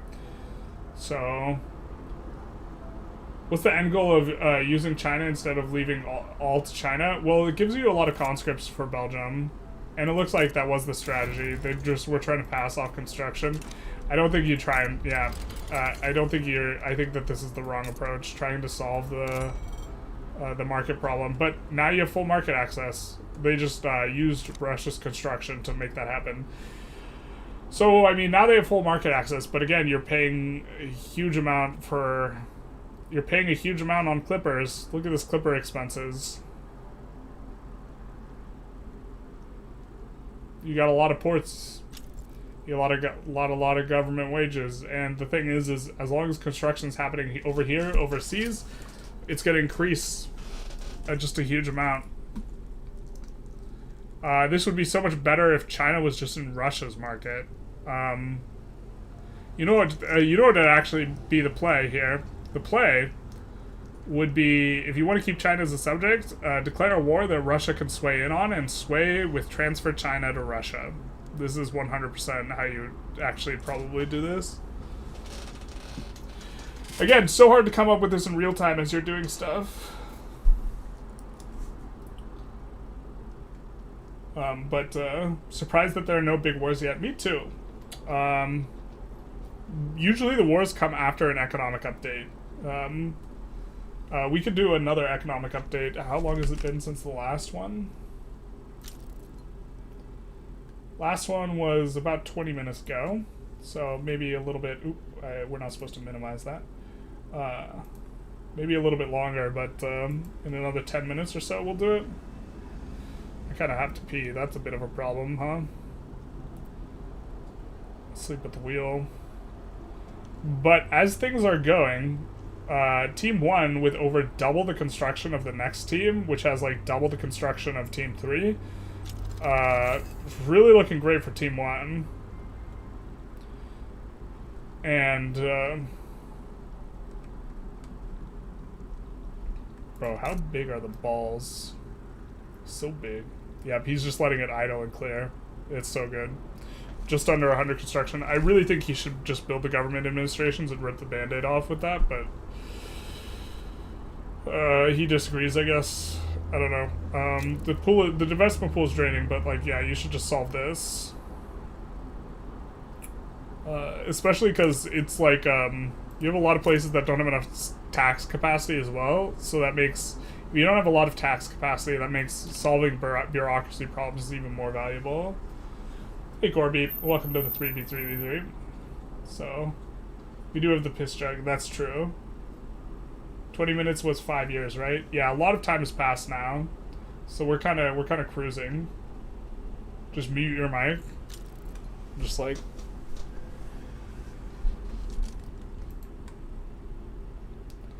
so I don't hate the wood in principle. I really think that you should solve. I mean, he also has 370 construction. Brother, look at this. This is the power of EIC unleashed with the Bengal strat. I've said it for a while that I think Bengal strat's better, but I'm also unsure, but it's like, kind of like having half the eco, like half like China, but also having contemporary tech, which to be fair, China has that now, and China would be popping off if they didn't have, I mean, China now is actually paying a huge amount of payments to Belgium. So, like, Belgium should pop off in theory when, look at this. China is paying 80k to Belgium, right? So Belgium should be crushing it, right? Because they have this huge influx of money. But the problem for Belgium is, okay, they have this 85k coming in from China, but they're paying so much for the government buildings and the government wages because they're committed to maintaining this market. It can't. Is Ronaldo or Messi your favorite footballer? My favorite footballer is Ray Lewis. That's what your question was, right? And before all the Europeans leave. Acidosis, thank you for the follow, big nice. Wow, we kind of got a lot of people. We're kind of popping off. Generals, it's time to ask the teams what they think about what's happening. That's fair. We haven't done that in a hot minute. We've just been so excited by observer mode, but you're absolutely right. Because we could look at stuff. Let's go to team 1. We're going to just go down the line. Alright. So guys. What's up? Just checking in on how you think things are going. What's going on? We noticed that Bengal has the most construction out of anyone by almost double. That's not good. I need to turn for that. By almost double? By almost double. Yeah. That explains the debt. Oh, we... I also the most MME. Look at the MME map mode. I alone have more than 10. No. I alone have more than 25, excluding China. How do you guys feel about China having skirmish infantry and the national militia? I feel a lot of different things about China right now. You do? I'm more scared that they have the most PMs possible right now. If they actually had good PMs, they might be scary. Don't you dare tell them though. As long as they stay away from South Germany. They have a lot of good PMs. So do you? They don't have good PMs. What are you talking about? China? Yeah, they currently they have access to good PMs, but they're not using good PMs. Oh, China's having a bit of a time, to be honest. They're not even using the best mines they have. I'm just looking at a sulfur mine using picks and shovels. Yeah, I'm just saying they've had a lot of microing that they need to do, and they're okay. Fair enough. So you're not too worried about China? They're scary. It was amusing to say the least, but yeah, it was a little intimidating. How do you guys feel about the draft? Who do you think won the draft? I mean, I'm pretty happy with our pick. I don't know how the others two think. Yeah, if we can win German leadership, I'm very happy with our pick. So I think if we got Austria with a good trade, that would have guaranteed India for the for Team 2. We might have been in a better spot. But why in the world did Team 2 not go for India? So at Team 2, like, I think their draft pick was a little bit interesting. I'm going to ask them about it. But USA kind of blocks what Team 3 would have wanted. Because Team 3 probably wanted a place they could feed Chinese pops and someone with skirmish infantry that was strong. And Austria blocks what you want. Because you want Prussia-Austria. We could just annex them. But I think they should have just taken EIC and just hoped that Team 3 picks Austria instead of Belgium. They had a deal with Belgium, which is why we didn't transfer China. Interesting. We could have annexed China if, and we would have if Team 2 would have been willing to help us. Well, there's ways to break the war goal, but anyways, I'm gonna check in with. Would they break the war goal? They could have had one of their allies declare on them to transfer China.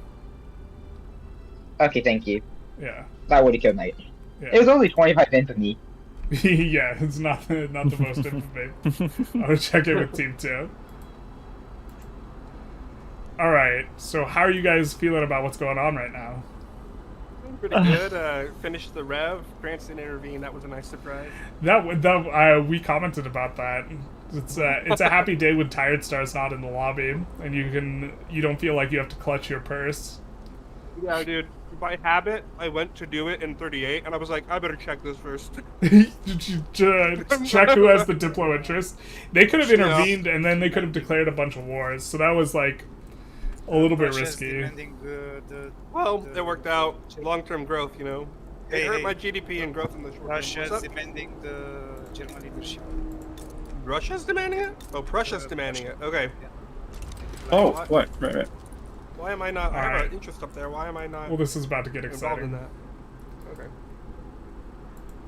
Alright, so we just went back to org because this is about to get very exciting. So we see German leadership, and I assume Prussia's going for leadership.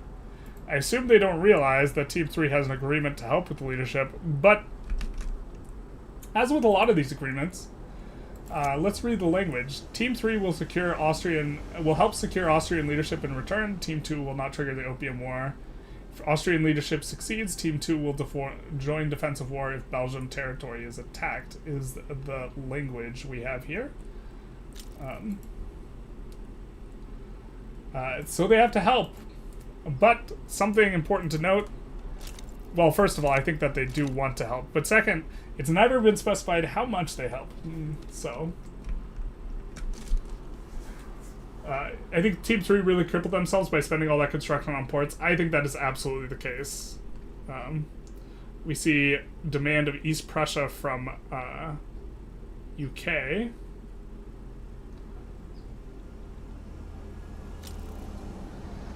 And so we see the plays begin, and this is going to be currently, why don't we get a snapshot before these wars start of what exactly the scores are here. We do have to,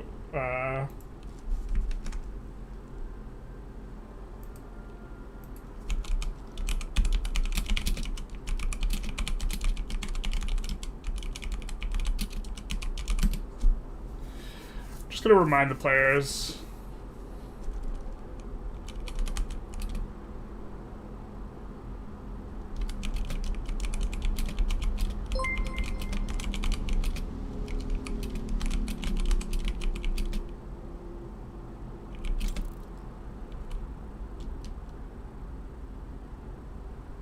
So we're just going to maintain the pause here for a hot second, because navigating this wall is incredibly stressful, and also they need time to be able to activate the plays and this type of stuff.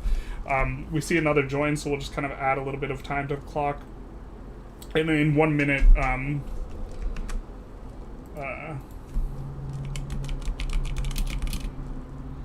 we'll unpause for the teams here, and then we will do a little bit of a tabulation of the current score.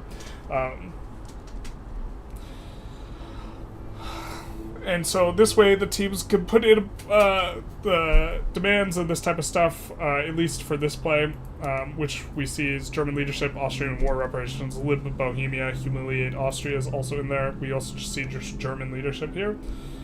So they have a ton of maneuvers left. In theory, you really shouldn't utilize too many of your maneuvers until the 70% escalation, because people can still join. And then once it's 70% escalation, then you should put in a bunch of war goals. I currently like feel some kind of way about all that, but we have to keep the game going. So let's go with team 3. And then let's get the score update for each of these teams. So, last check-in, France was at 30.5 million GDP. Now they're at 37.6. They had the second most construction, and they also have the construction bonus, so they're up around 50% on the session. Prussia...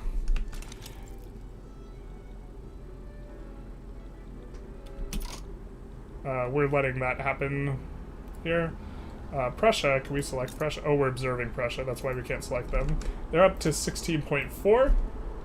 Up about 3 million on the session. They're up, or 3 million since the last thing, and up, 6 million-ish on the session, up around 60% on the session. And then we have next up EIC, who is up to 71 million from 52 million. Holy shit. EIC just absolutely popping off here. They gotta be careful to not go too high on the infamy, but they're up to 71.3 for a gain of 80% on the session. Just absolutely cranking and stanking. We see the UK at 29.7, up around 1 million from last check-in. Austria is at, who started the play, is at 22.1. They're up 25% on the session. And then finally, USA here is up to 24.1, up 1 million from last check-in. So really not a whole lot of growth here for Team 2. Kind of starting to fall behind. And let's see, kind of Team 3, the weird elephant in the room here is how are they able to grow? Russia's up about 3 million, up to 38.3. China's was at 52 million last check-in. They're up to 68 million. So the creation, or them getting all their convoy access has really kind of helped them out. Or 69.1, nice. That's really helped them out quite a lot here. And especially as the conscript up, they should go up quite a lot. And part of this was them getting return states. Belgium was at 29 last session, and now they're down to, or last check-in, now they're down to 17 million. For a kind of total that is really giving it to Team 1 in a huge way. In terms of what's going on. We're going to upload the screenshot so that the teams know what's up, but we are expecting to see a kind of a bit of a 6v3 here. A well-deserved one, because just Team 1 is absolutely popping off. And we do see it in 2 plays. Oh, this is curious. No one's joined the UK war. This war is the really big one. We see Russia support.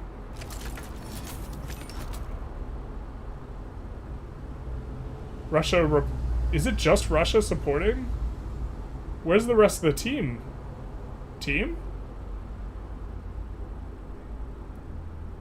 Well, because Bengal is over here, and France is also in this war. This is not good. I think France is just going to win leadership. This is going to be a blowout, guys.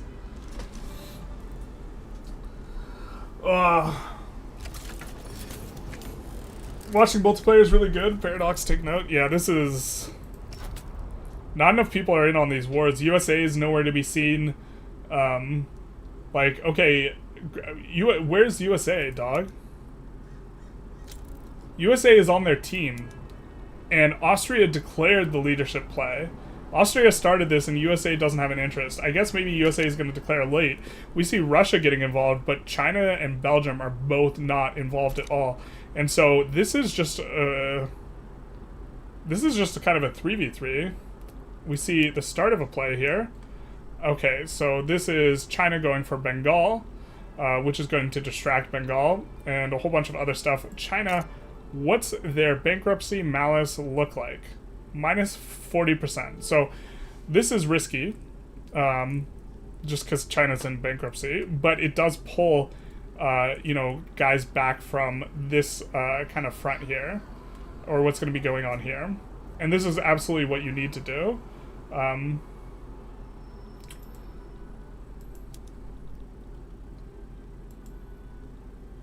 Let's see, Lackey is... Who's Lackey playing as? Probably going to unpause for him in just a second. We can't click this to show more, naturally. Alright, that's fine enough. Team 1 is going ham. Yeah, didn't have an interest. Yeah, but they started the play, right? So you should check and see if you can invite people before you can do these. All these Chinese conscripts for nothing. Yeah, but I mean, if you have 2,000 conscripts at minus 50%, but also, if you just put them on defense and you force Bengal to commit troops here, then they're not committing troops over here, you know what I mean? But so far, Team 1 looks like they're just generally executing a lot better, but France is gonna win. France is gonna win leadership. I'd say nothing wrong. France, you want to know who's gonna win this leadership? It's gonna be France for Prussia. Russia sides with China, so Russia also might be doing more of the fighting here on multi-fronts. The Russian player does seem to be executing quite strong. China sides with Belgium, so Belgium also sides in. So we'll take a pause here for 45 seconds. Because they should be pausing when they join plays. I guess we'll just make it 30 seconds from now, or 25 seconds from now. We'll just make it a little bit after the play here, but we do see this escalate quite a bit. And so this is, they're going in on Bengal. They're conquering a bunch of stuff. I think they should be releasing stuff, but fair enough. It's gonna be fine. This play is afoot, and to be fair, this is not exactly going very well for Prussia at the start here.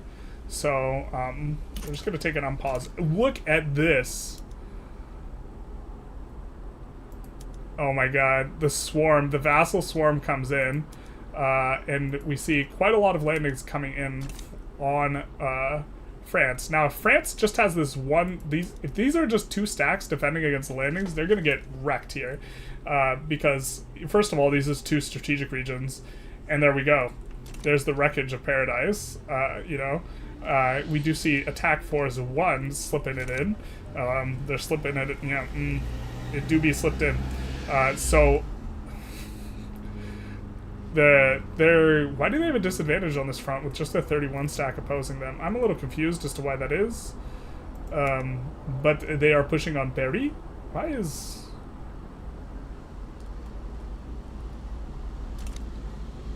they're gonna move guys back to help defend here. A little bit curious, but okay, fair enough. They are having some problems on some of these fronts, though. Because we are in Prussia's POV, and Prussia is getting the worst of it, looks like. Bengal backed down against Belgium, securing for them a truce. There was only one primary war goal. It's North Bengal was the primary war goal. It's now isolated, but it is a huge loss. And then they satisfy themselves just giving up East Prussia right here, but now in the primary play, which is what we commented on earlier, which is the play that Austria started, they've decided to just be like, you know what, we can give up 2 states, because that's what they've given up. They've given up 2 states to secure truces everywhere, So now they won't be able to get mucked about with. And France is still in here. Bengal's still in here. They 100% win this leadership play, right? And so Prussia should have just accepted the diplomatic demand to conquer East. Hello? By the way, I just forgot that the Indian War is a real break. Huh? They made a deal with us. They made a deal with us guaranteeing the independence of Belgium or India. Is that where would that have to be? Otherwise, is it not one? If you guys do not message me an agreement, then there is like no agreement. Are you joking? Huh? No. That sucks. Yeah, the unless they tell me that there was an agreement, or like I'll talk to the well. What was the agreement exactly? It was guaranteeing the independence of Belgium for India. For India? Yeah. For the independence of India? Yep. We're just guaranteeing the two. And this was with here, sorry, I'm like in the wrong thing. It was with Team 3. They came China came in for North Bengal. Oh, so this is an agreement just now? No, it was made at game start. I think they lived it before. Because you guys sent me an agreement that between 2 and 3, but you're from Team 1, right? Yep, there was an agreement between Team 1 and Team 3. It would be funny if that just didn't count them. I'll have to have a little bit of a think, but the official rule is that if players don't send me an agreement, then there is no agreement. That sucks. Yeah.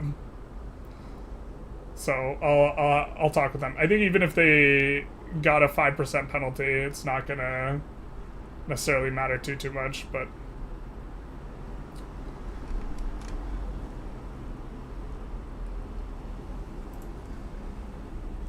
France getting 4 invasions. England's coming back to Normandy. Yeah. So we'll have to have. Oh, what did our stream go out? The hell? Okay. I have to have a little bit of a think how we want to handle that.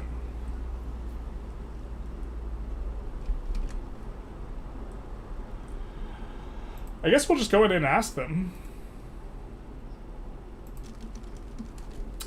Okay, so someone from Team 1 told me that you guys had an agreement to preserve both the independence of Belgium and India.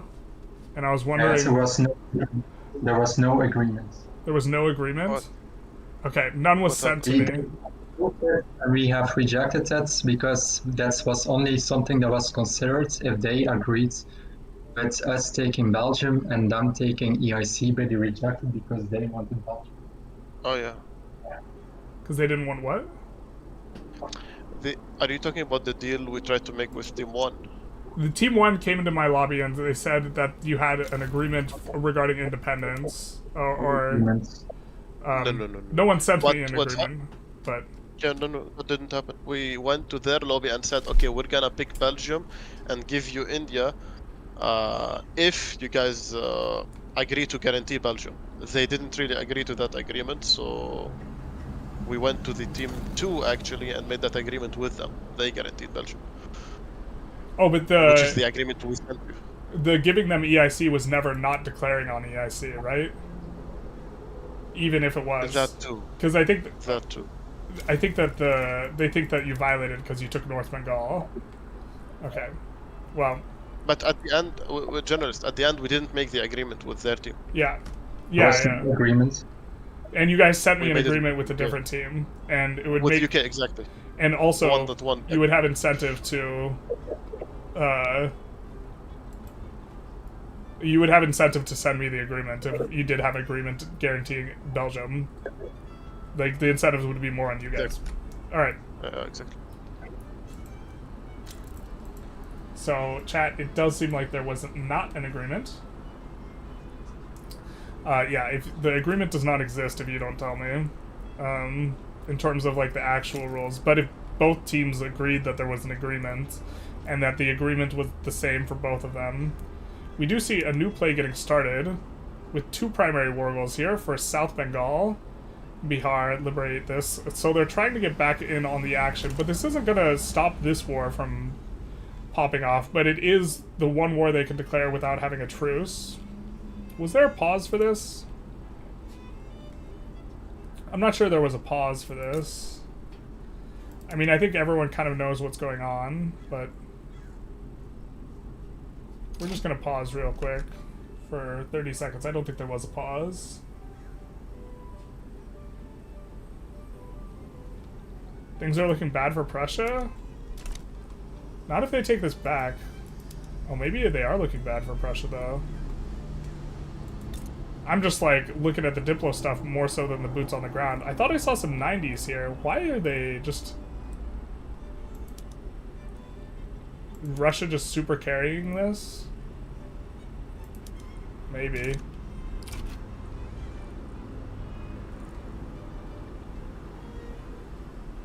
Yeah, okay, maybe they enforce. Huh. That's with this 300 stack from France.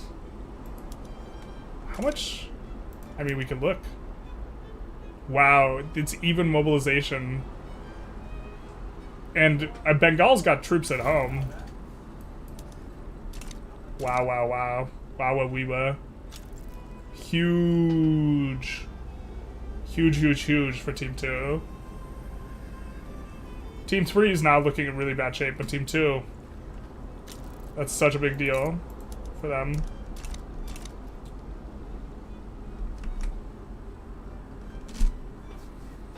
How the turns table. That's right.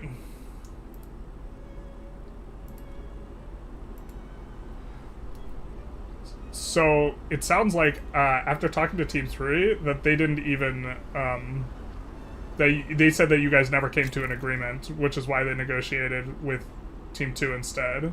And they sent me the Team 2 agreement. So it sounds like it sounds like you guys never came to an agreement. Okay. No, we didn't. They refused our agreement. Okay, then Cams came in and told me that he thought that they violated an agreement by taking North Bengal. Misunderstanding, I think. Yeah. Okay. Fine. Alright, I'm gonna go. Okay, so now I'm here with Team 3.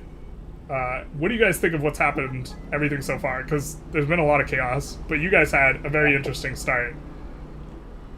I think Team 2 is winning currently by far. We're second, and France is being last.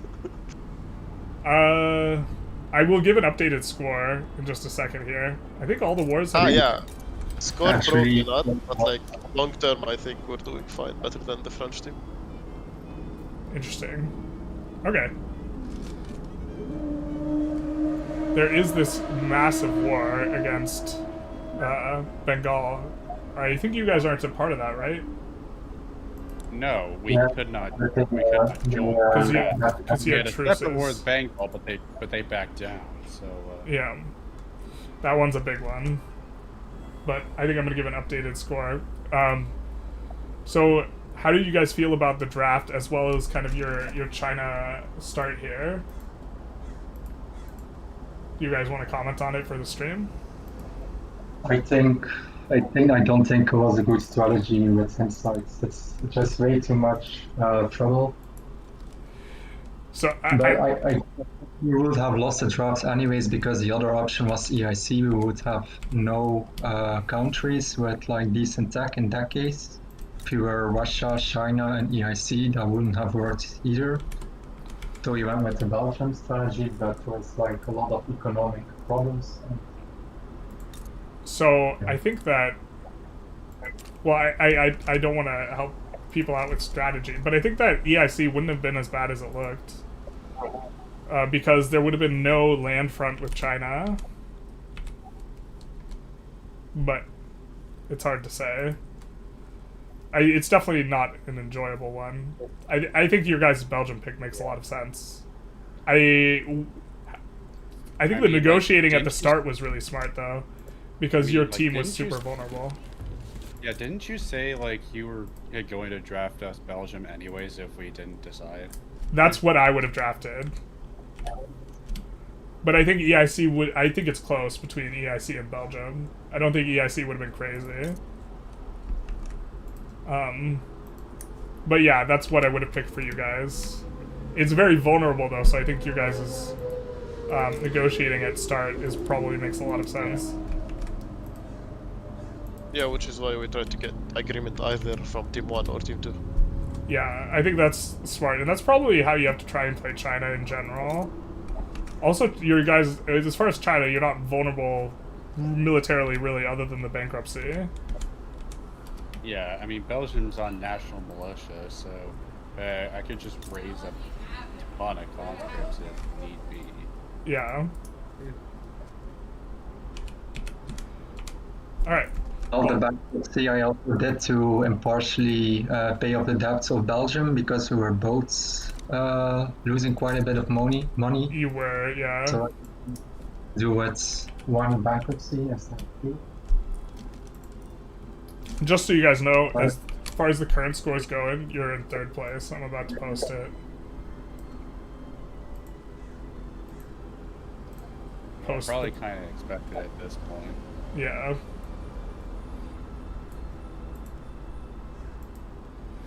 Alright, I will go back to my commentating platform. Okay.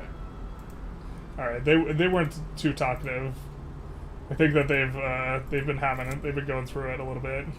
You lost Silesia as game over, so that's lost them like 4 million GDP. There's so much GDP in Silesia. It's like such a big deal when you lose it. They of course they built up Silesia. Not like infinitely, but it also has a lot of financial districts. I'm very curious if they nationalized all the buildings. Looks like they did. They nationalized all the British buildings early on, or not all of them. So I think that's definitely what you want to do as EIC, is you want to really be aggressive about nationalizing the British buildings. But now,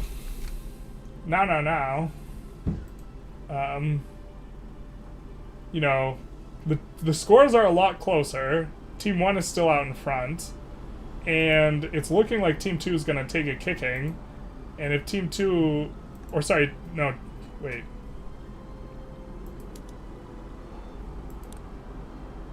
Sorry, Team 2 is going to be kicking Team... Do they win this? No, I don't think there's any way that this gets enforced. So I think the status quo will be kind of what it is, and Team 1's going to be kind of out in front here. And Team 3 profiting by not having to actually fight right now. But I didn't want to give too much information to them, because I think that even now they should just... We get the first wee-woo of the stream. I think even now they should just try and get their market free. I think this is just bad.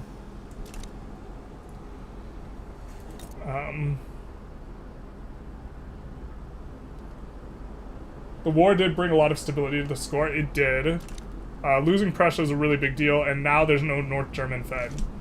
So this really enormous source of growth is no longer present. I was pretty shocked that they won that war. I think in terms of execution, the Russian players kind of doing really, really hot. Wow. Instantly selects the option there. Also kind of a fan of what EIC play has been doing so far. Just in general, they're going for national militia hot. Do they have skirmish? Do they prioritize that? Looks like they did prioritize getting of skirmish. Only now researching water tube boiler. But to be fair, there's not a lot of mineral resources in Bengal anyways. But I do like their play a lot as well. I think France has also executed pretty well. They're up to 450 construction. They now have more than double the next person's construction. So they are like really, really cranking and staking. Is next week, he said you would be able to host some of, because of vacation. Is it next week? No, it's not next week. It's the week after Labor Day. I always get, I think it's Labor Day is the week, like their first weekend in Next month, the weekend following that, I will be on vacation, so I will not be able to host. But look at this, adding even more construction. I fucking love it. I still need to add government buildings, but you know, it's a vibe. It's just the problem is just paying too much. Really just paying a lot. The problem, sorry, with China and EIs, or sorry, the problem with Belgium specifically, is you're paying out the ass for these gov costs. And look, the government costs here are 90k. Your construction is 50k, right? Government costs here. Government slaves, ugh, the truth hurts. Government costs here 51k. Construction goods 450k, right? It's an important, like, to be fair, they should be paying more for government costs because of this, but it's just paying so much for incorporating states, and I mean, Belgium, they raked it back quite a lot, which I think is absolutely what you should do, but they're still going to be paying a lot for convoys when they're not benefiting from trade at all. Is Great Britain allowed to delete their buildings in EIC? I'm not sure if you can downsize the private buildings. I can't remember. They're absolutely allowed to, yeah. And I guess that's what you should do. In theory. But, like, look at this. Incorporation. That's even a 5-year incorporation. Not about that life. We do two things here. We crank and we stank, except they have too much construction. Why is the private queue not filling stuff? Oh, the private queue is having a little bit of difficulty draining. It's probably lack of infrastructure. Or everything's unprofitable because you have no convoys, but they're their own market. So I don't know how bad that's going to be for them, but I can't imagine this is anything... Ooh. I was about to say I can't imagine this is anything but a status quo, but I'm pretty sure UK just loses Ceylon here.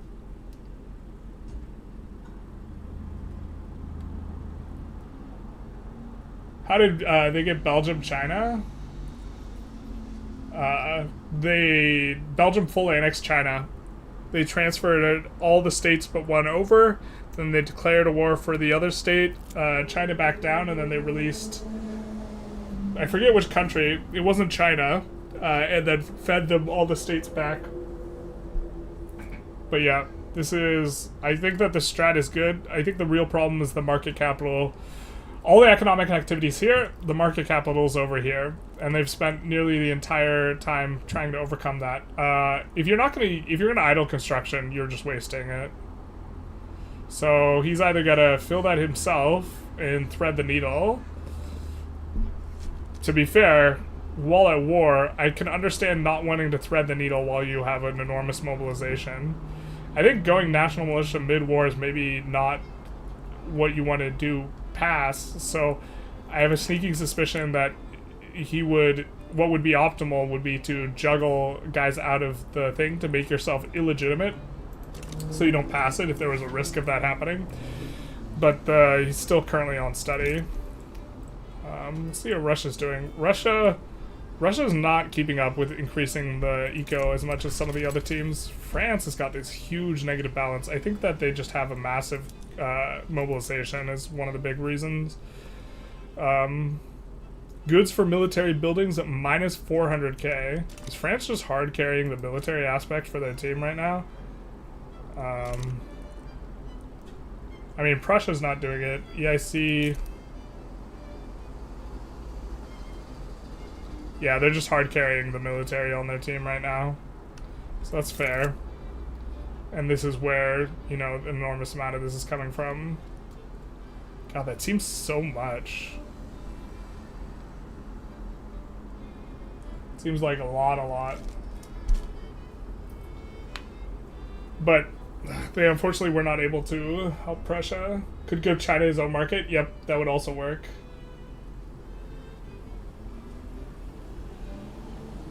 I didn't give them the hint. Yeah, no, I was struggling to not just tell them.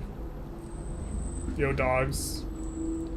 You could just have a. It's like it's just too expensive what they're trying to do here. Also, I like hate incorporating all this at game start. They've built basically zero economic buildings. I mean, I maybe don't hate Beijing specifically, but like it depends how long the game goes. I mean, we're here 11 years, but are they still building ports? Probably. No, they're building government administrations. And then a whole bunch of naval bases. So they've built zero, with their active construction, they've built basically zero eco at this point. So they might be on laissez-faire, so if they're on laissez-faire... I just realized Britain's not at his computer right now. He had to step away for RL stuff. Alright. Just so you know. Okay.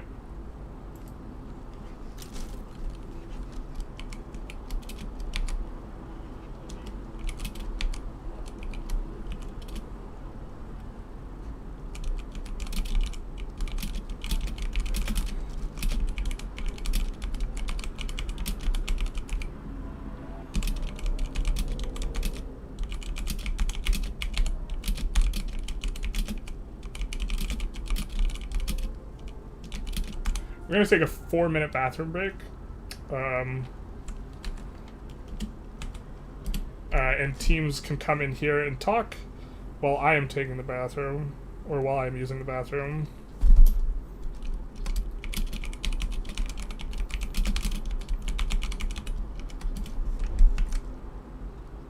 Because I do have to pee. But, this China strat will pay off. I think it does pay off in the long run, but we will be right back.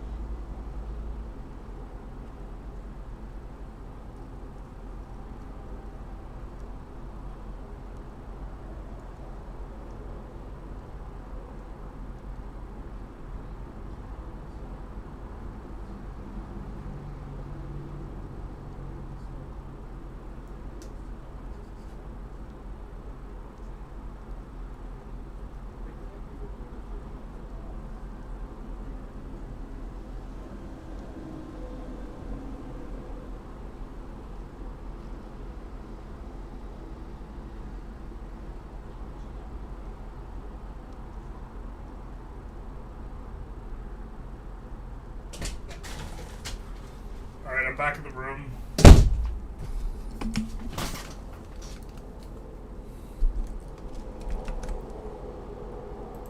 Looks like nobody came to org.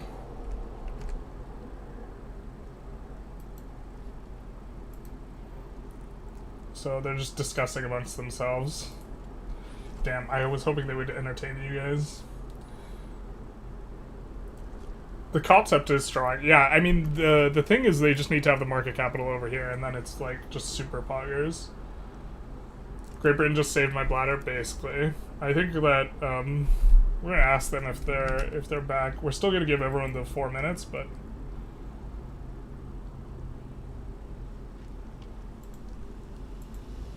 guys, hello. Is Great Britain back at their keyboard? Yeah, I was always on the keyboard. I was just in a different call because. Yes, but he's. Okay, we're still gonna give another 1 minute to players. But, yeah.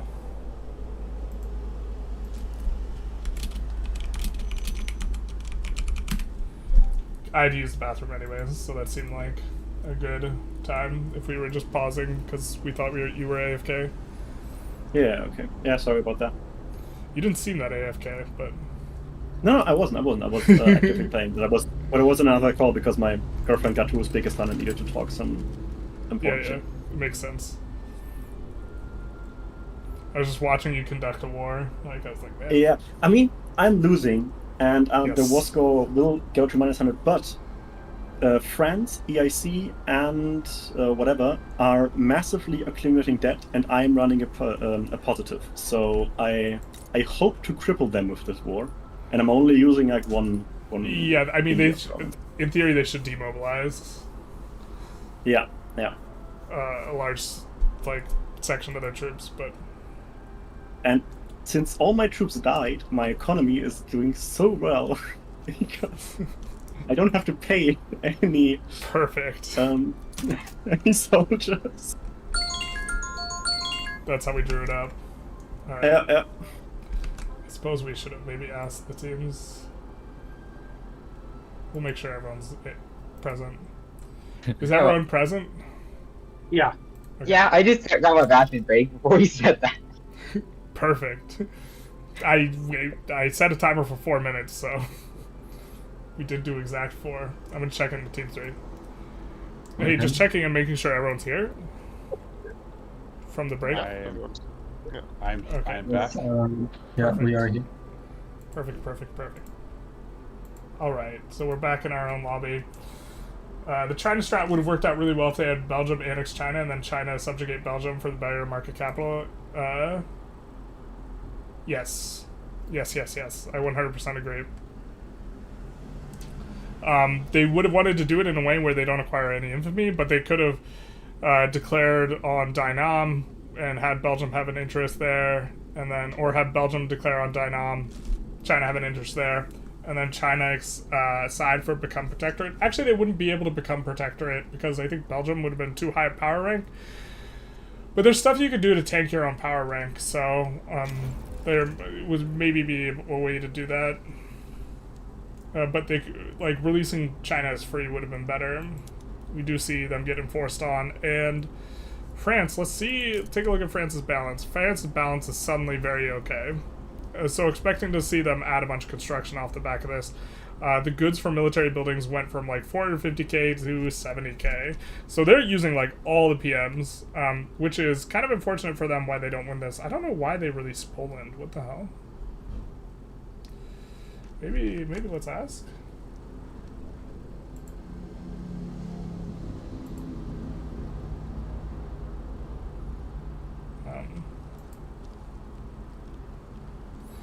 We've been in their chat a lot, and they're not as talkative as far as the teams go. But I'm still curious why they released Poland here as Russia. But as the dust settles, things are looking pretty good for Team 1 still. A little bit better because they took Ceylon, but this doesn't represent an enormous amount of GDP, so it's really not going to make too big a difference. Team 1, I think, is pretty securely in the driver's seat for now. I guess the only thing is China's actually coming up pretty hard, but now that they have market access, but Belgium's stuck in this no eco hellhole of building only government buildings. They haven't built a single eco building with their active construction. Vassalization authority? What about it? How much is Great Britain getting? Is that what you're asking? They're getting 425 with 25 per subject. They have a lot of subjects. They also generate the most mandate out of anyone, so they are on construction 2. I guess they're going for construction 3. Which I don't think is all that great, but for them, they should be the #1 power block, even still, and so they could have added Research 1 instead. I think this is also, they've also upgraded a couple of these, so probably would have liked Construction 1 into Research 3. Oh, that could be why they released Poland. Yeah, that's a big country to release for that reason, though.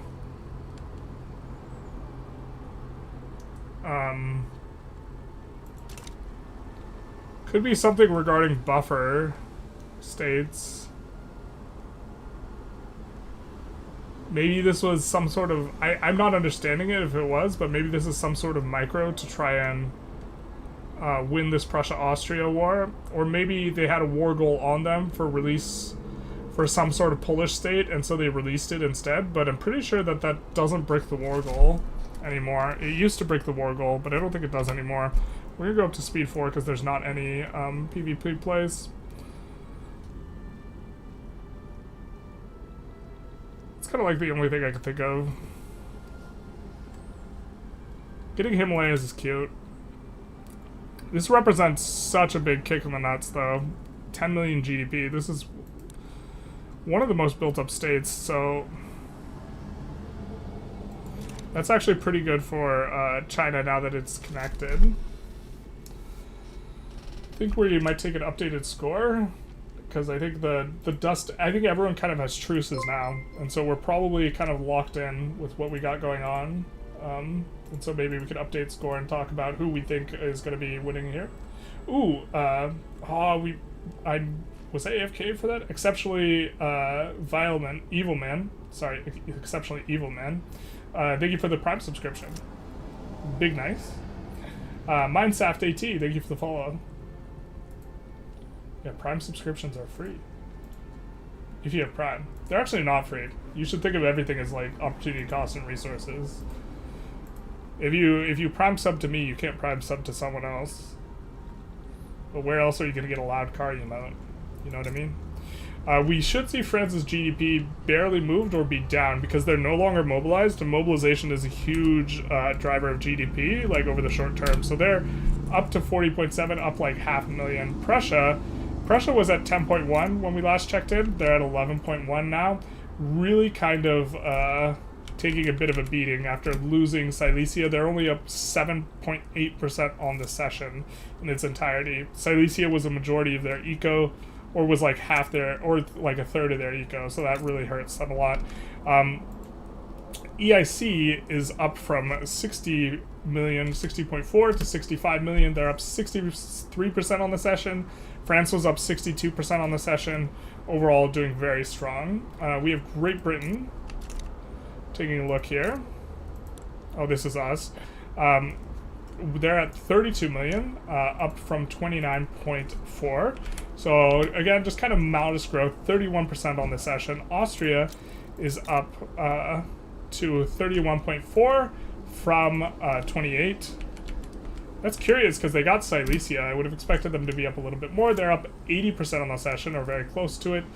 78%. USA was at 28.1. Last check-in, they are down from last check-in to 26.8. Probably because they do not have a massive mobilization anymore.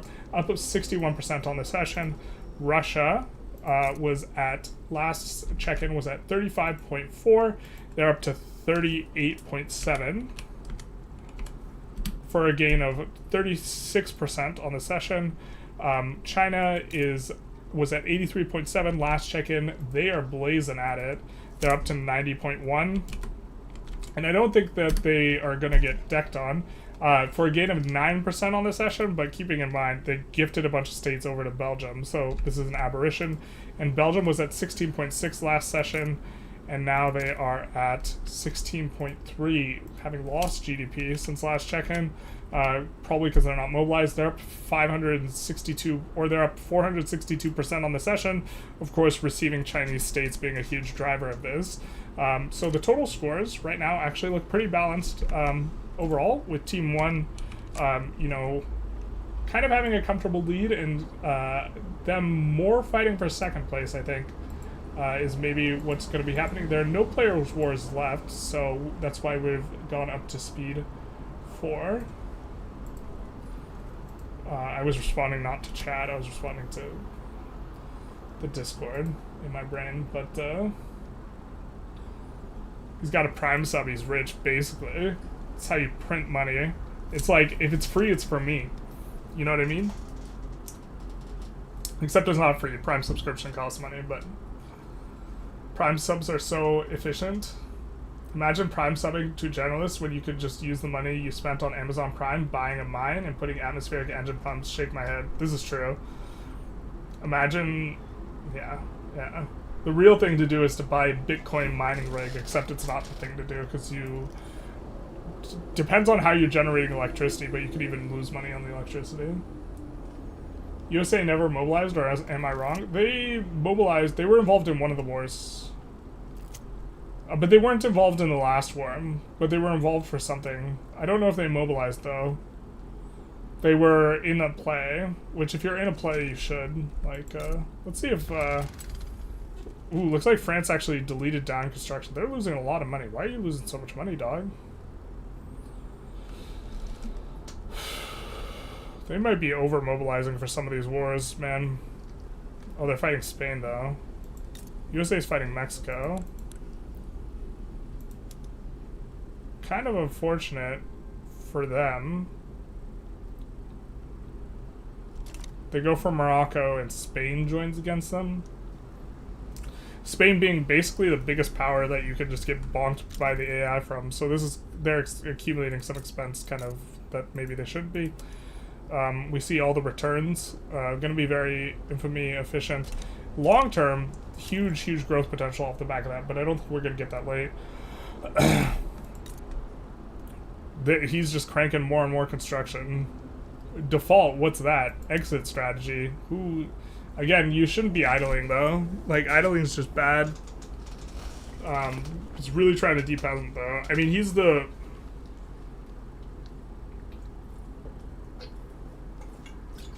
Sorry, my throat was getting dry. The EIC is really the one who's like economically cranking super hard.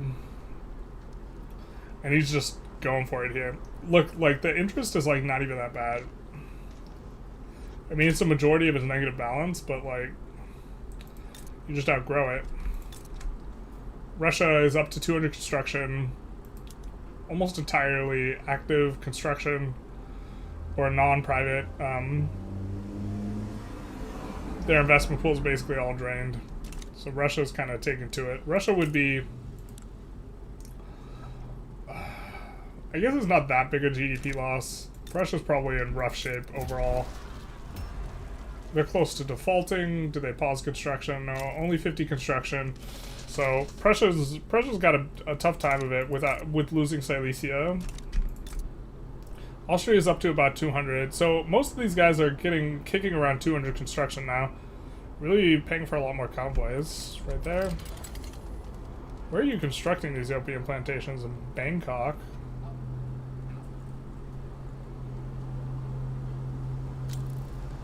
Fair enough. Alright, but they're approaching 100 or 200 construction. They were at 80 for a while, so that's a pretty big come up there. And then USA, let's see what they're constructing. Let's see Paul Allen's. Wow, everyone's just like kind of pushing 200 like exactsies, and then the exceptions being Prussia. I think Belgium's probably not doing too hot. Belgium's still at 80, and I think China's probably not doing... Oh, China's doing a lot better. They're up 133. They can't do this, though. You just can't run interest on unrecognized power. It's really rough. They also could get China recognized. If China researches colonization, they only have to enforce on a GP. They can just enforce a bunch of war goals on one of their allies that are just meaningless war goals. And I think they do have colonization. So they probably should have gotten China recognition forever ago, but it's fine enough. We're past the end of last time and there's an hour left, so exciting that we get a longer session. Well, the session's the same length, but I know what you mean. Yeah, we only had one disconnect this session, so definitely getting to play a lot deeper, and we had most of our sessions last season only go to 10 years, and so the fact that I think we're going to get a lot of 15 to 20 year sessions is going to be a bit of a thing. Is AI Egypt kicking Ottoman's ass? Well, one of the players fought the Ottomans at some point. Like Wallachia, you will notice, is an Austrian subject, so I think that's part of what's going on, but what's the juice? It's the JU ice, obviously. The juice is Sonic drink mix in about a half gallon of water, which is more water than you're supposed to use, but I kind of like everything watered down. So this is strawberry limeade. This is what we're currently drinking. And so that is the juice. Hope that answers your question. But yeah, I mean, like...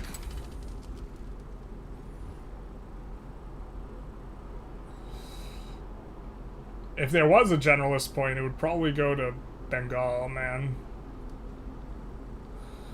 I also think the Bengal strat's like a little bit tough to execute. Defensive pact with France. This is maybe a good idea to have defensive pacts all around. That way it's not interest reliant. This is probably meta. We haven't really talked too much about it ever, but Rect 001, thank you for the follow. But this is probably how you're supposed to play it.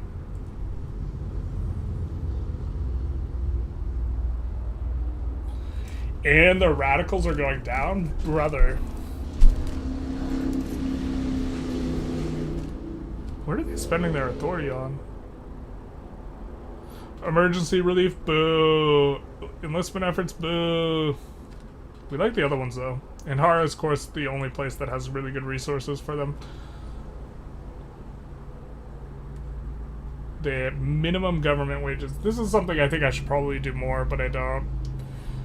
It does make it really a lot harder to get your trade unions to demarginalize, but that's not happened for them either way. So...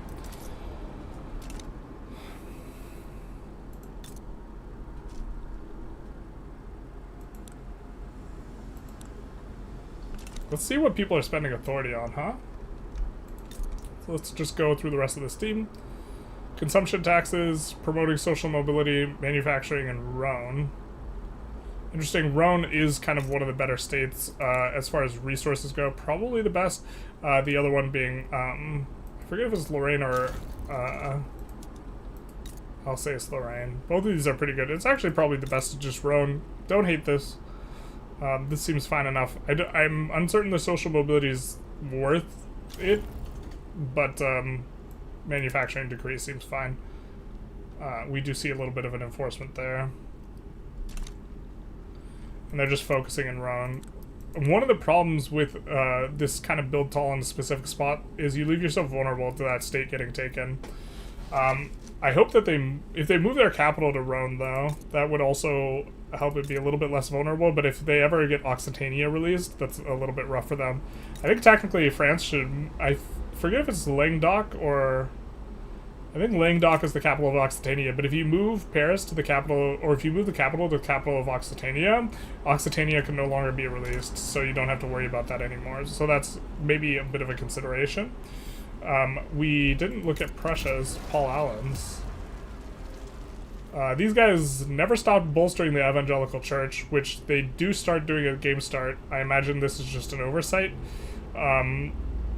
We see some encouraging manufacturing in Westphalia, enlistment efforts in Brandenburg, road maintenance in Westphalia. So they're building up in Westphalia. I imagine some of these were previously in Silesia, now they're not. We do see a separatist movement. Assuming that's going to get crushed, but A for effort. Great Britain has, like, the most authority. Let's see how they're spending it. All the consumption taxes, road maintenance, and resource industry in Yorkshire. Yorkshire is an interesting choice. As opposed to Midlands or Lancashire. But okay. Fair enough. Do they have a disproportionately large eco there? They do. Okay. Fair. In my solo game during stream, I've had 2 crashes, and so only one with 9 people is pretty nice. That is really nice. What does emergency relief do? It increases... It's just bad. It increases the amount you're paying out for welfare, basically. To be honest, let's even take a look, because it's so bad that I don't really know what it does that well. Plus 50% welfare payments, so it just makes you pay more welfare in a given location. I don't think it's a free money modifier either. I think you actually have to pay more. So why low gov wages? Difficult trade unions demarginalization. So a big portion of the clout for your trade unions come from people working in the construction sector. So if we take a look here, we will see that we have a bunch of laborers and machinists, this type of stuff. It's maybe not that bad for the trade unionists and more bad for the intelligentsia. The fact that you're paying it's actually probably just worse for the intelligentsia, but it also is probably meta, and I just should be doing it, and I don't do it currently as much as I should. But it will, if the academics are getting paid 30% less, then they're going to be much less politically active. But it's also going to be the same for anyone who's committed to the trade unionists, which academics also commit to the trade unionists quite a bit. The thing is, you care more about the trade unions' marginalization than the intelligentsia, but this is going to be something... Cam's disconnected. Who? Okay, we'll keep it paused. I have him try and reconnect. Yeah. He's from Team 1, Olga.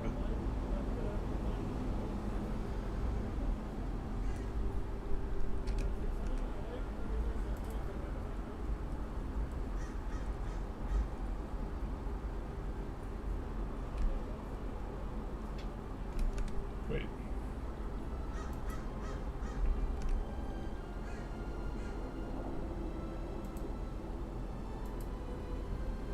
Is someone disconnected or? Did they reconnect? I didn't even see. Here, I'm gonna go to Team 1. So are you reconnected now? I think Cam's battery died. Yeah, he's been talking about how his battery's just been dying for like the past couple hours, and he was at like 3% an hour ago. And he's just not responsive, and he just dropped from Discord. Got it. Yeah, I didn't know he died until the link just left. Okay. Time is it? Okay, we still have like another hour. Let's see. I guess we need a sub. Or, I mean, like, it's not like anyone has his, like, phone number. Cam's is in chat. Your battery died. Are you coming back, or are you dead? Are you dead?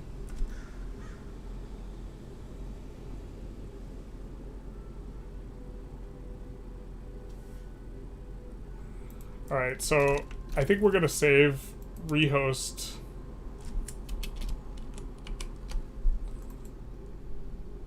Alright. And see if we have an alternate ready. Shoot. Everyone's gonna be aware of strats. Let's see. I guess Team 1 getting dropped is...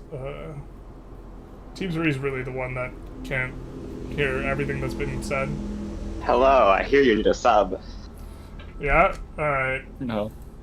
I suppose that's most convenient. Can you just join in on the game? Yeah, let me go find the ID by scrolling up real quick. Yeah. Alright, so that works. I will let the people know.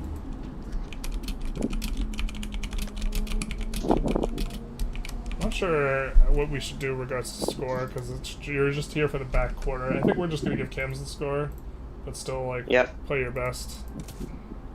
I will. Technically speaking, you should sabotage the score, but don't do that. Well, actually, I want to equalize the score between the three teams. For the perspective of, like, winning league, no one getting in yeah, you would want to equalize, that's right. You would want all the points to be equal. That way no one's pulling ahead. Alright. So I think we will do that then. Are you in? No, I'm still hot running. Okay. I will go back to org. What country am I playing? Bengal. Alright. Oh man. That sucks. He was popping off so hard too. Cams. Yeah. I was watching, like, bro's like 3x the next biggest construction. kind of threading the needle a little bit, though. He's still in the game. You have to kick him. I have to kick him? Okay. Yeah. How do I do this?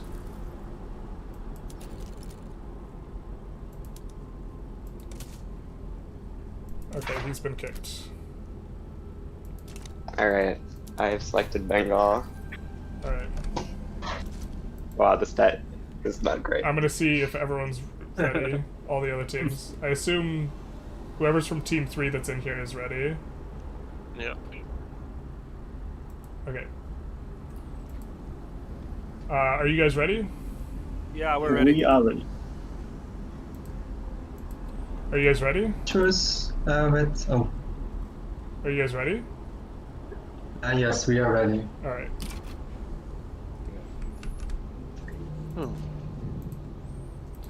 Alright, now that we got all that sorted out. No! Someone click the button. Son of a bitch.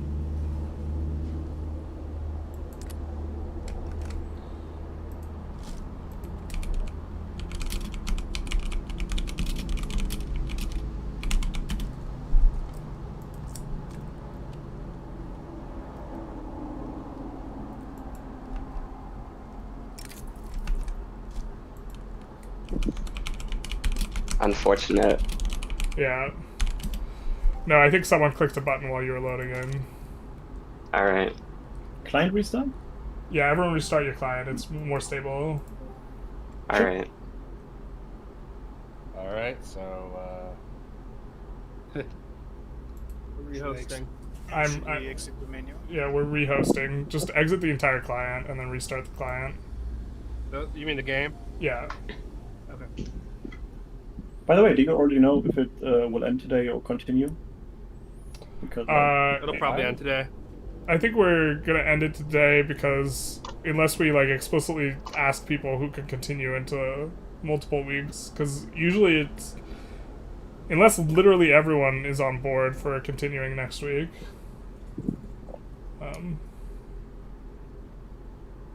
maybe could you I'd like be send a message interested in? continuing. Yeah, I'd be How- interested in continuing. How about we make a yes/no poll in the Diplo chat? Yeah, With better thumbs to up and make it thumbs no. down. Because Yeah, the winner will sure. have less incentive to continue. What's the question? To continue, to continue the. Yeah, if people are capable of continuing. Yeah, But like people commit to 1 week, not like 2 weeks. So also Yeah, we do want to give that's new players opportunities. That's also fair. I'm just asking because, like, depending on the answer, I might Play it differently. Yeah, no, that makes sense. Is the new lobby already up? Seems like almost everyone is like, well, Connor's vote doesn't count, but almost everyone is saying yes on continuing next week. Except for maybe Cam's, who's not in, who's on a delay. That's why I said almost everyone. Yeah, so I guess we'll see. I like the idea of doing 2 sessions every game if possible, just because then scaling picks are more, like they're more powerful. Yeah. I think that's definitely the case. Here's the ID for joining multiplayer. Yeah, I wonder if like you Don't click anything until everyone's in. Yeah, I wonder if you try playing a game, pick one of these competitive games until like the end of the game, like Would you 1936. would you start the GDP and the next time at the same point where it left off here, or at the beginning of this session? The starting GDP instead of the starting game start GDP would be the session start GDP. Okay. And then would you just combine the 2 points then? You would earn points for each session. Oh, I see. Why would you do that when you can just take the total score gained from the starting GDPs and then multiply it by 2? So league points are given, and remember we're paying for a big prize here. league points are given on a per week basis, and it's going to be your top 3 weeks, and then also added to that is your average. So I can't just double it because you need a performance for each week. Oh, so you're doing the top 3 weeks thing. Okay. But really on top of that, players can play really bad one session and then really good the next session. I don't think it effectively also would make it such that if you have a really good performance in one session, either one of two things is going to happen. Like if you're way out in front, either you're going to get dogpiled at the start of the next session, or you might just be so strong that you run away with it.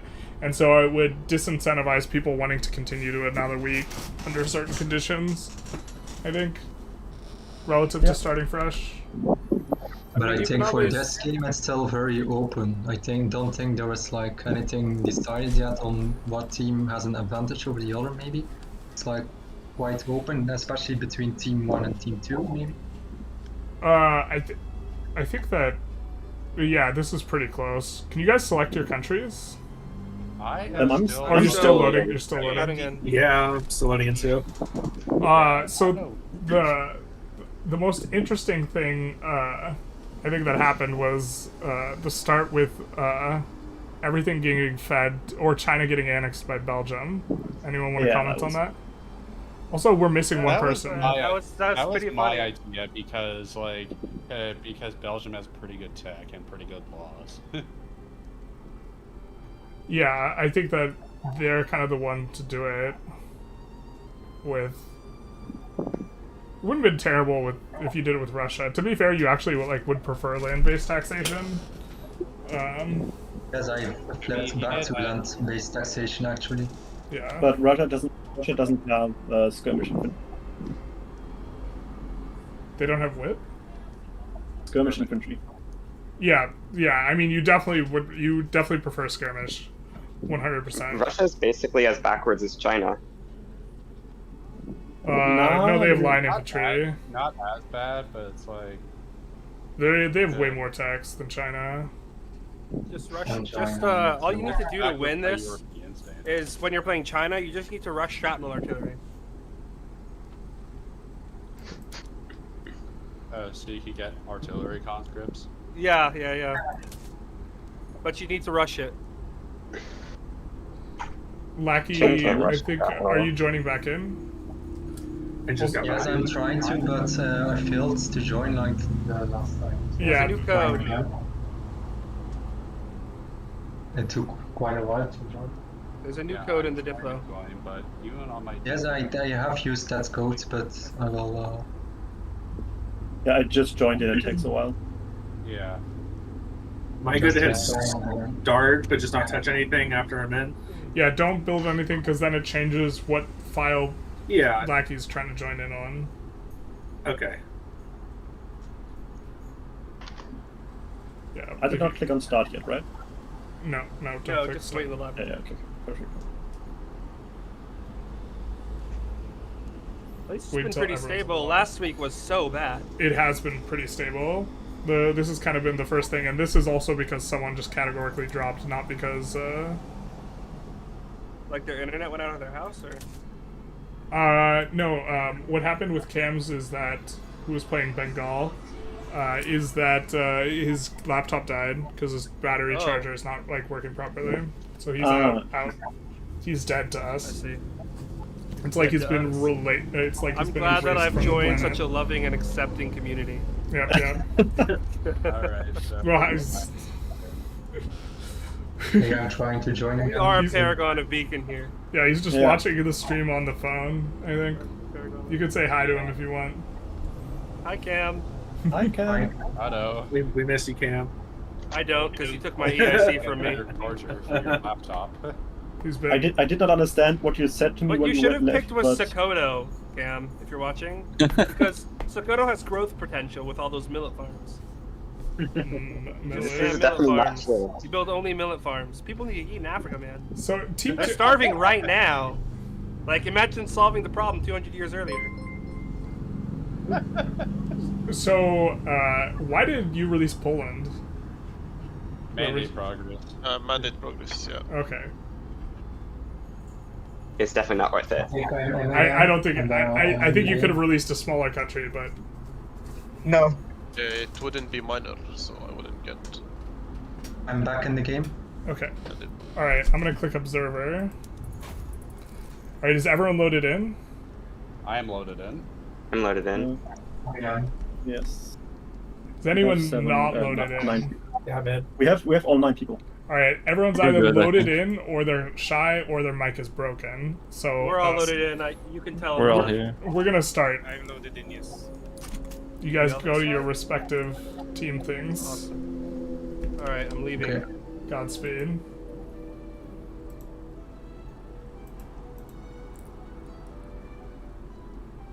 Oh man, someone wants out to get banned today.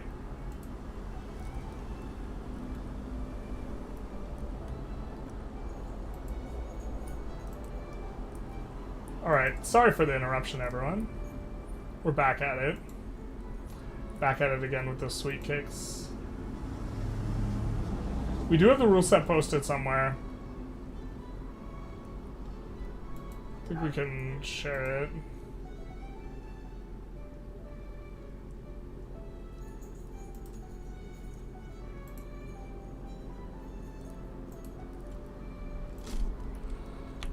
We will just link it here.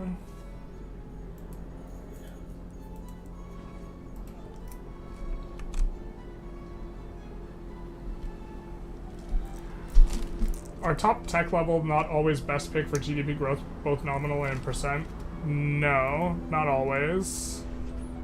You care a lot about having a lot of population, especially you can... So here's the thing. The big reason why having China be inside Belgium's market be so good is because China can feed pops to Belgium. So let's see if they have a Han cultural community here. They don't. But in theory, the ability to feed pops to your allies is something that's has a substantive value.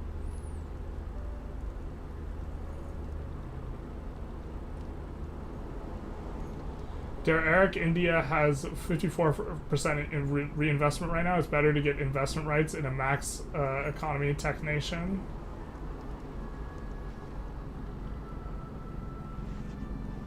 India they do have a really good investment rate, and then they can use the manor houses to buy and sell buildings. They have a really good investment rate if they haven't swapped off of... They have swapped off of this, so they don't have a good... when they start on an industry band, the amount of investment contribution is just insane on the aristocrats. Team 3 lost the draft probably because both China and Russia are technologically inferior, and then throughout the stream the market access was really poor. I mean, I think it was the market access. I think they'd be fine without it. But China also does not have poor tech at this point, but they just have forgotten to change any of their PMs. They finally did. So that's actually probably why China had this massive uptick in... Maybe that's when they turned it on. It's a little bit weird, but China's starting to come along. But they forgot to switch over the techs. Which is kind of amusing that the other team noticed that as well. But look, they're not using lathes. Is a little bit of a problem, right? Like China would be going way harder.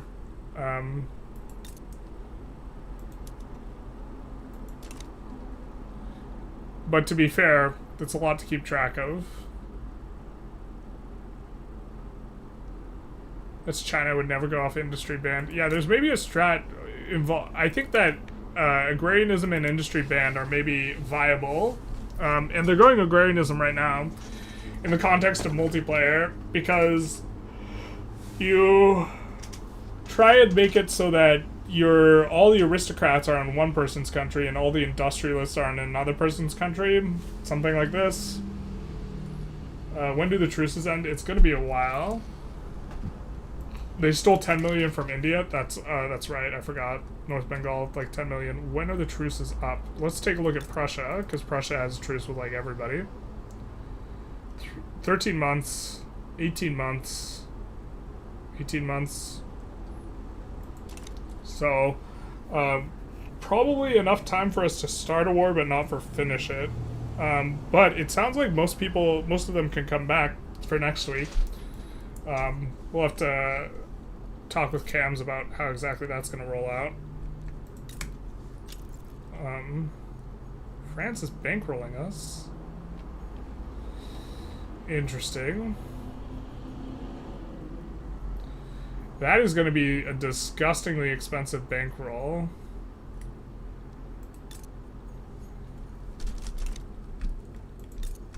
Considering Bengal's economy is bigger than France's. What's the idea here? I'm not sure I like this. I think I prefer pouring money into France than pouring money into Bengal, because the French construction is actually just more valuable.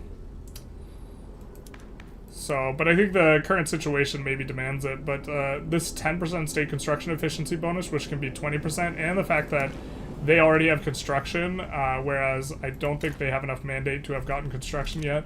Really, in principle, it should be the other way around. Even if France ends up building, and they trade investment rights, and France builds in Bengal, it's superior to use the French, like, construction. Unless India's building in France, and they get to make use of that construction bonus, which I think they do. I think that, I'm not sure if the construction bonus actually applies abroad or exactly how. You're having an insane Kathiri game? Big nice. Oh! Gene commented a while ago, I forgot to say hi. Oh, we were just handling all this stuff. But hey Gene, how's it going? If you're still here.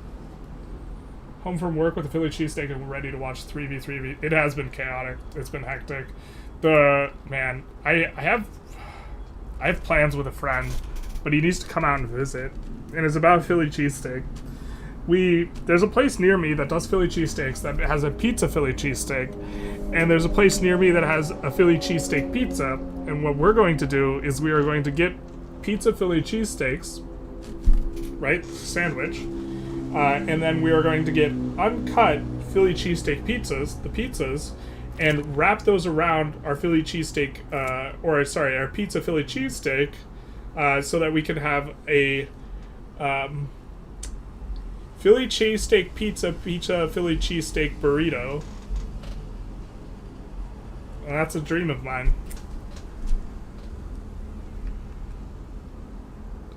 That is a dream of mine. Looks like we do have a war, a PvP war, for Delhi and Punjab. This is something, huh? Why are we starting this war? So Team 3 has started this, so this is the China aggressor. And I just think that this is... I think Team 1's stronger militarily. We do see a pause, I'm assuming on the back of a join. We'll let him sort out the pause period. But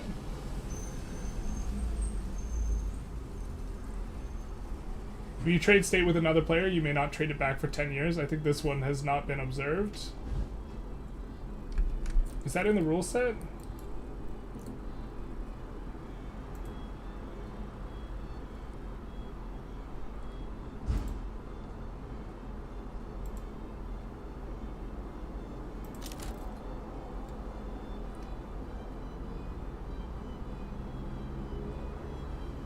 Oh, sorry. That's the wrong rule set. I apologize. That's not the one.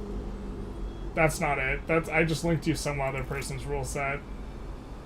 That's not our rule set.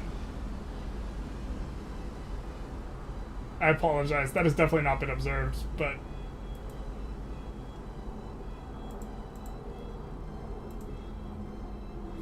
that's the wrong rule set. Ours is not that well formatted. Sorry. That's definitely not been observed. Ours is the exploit, the pro-exploit rule set. A Korean Philly cheesesteak. That sounds so good. I trust that these guys are pausing appropriately.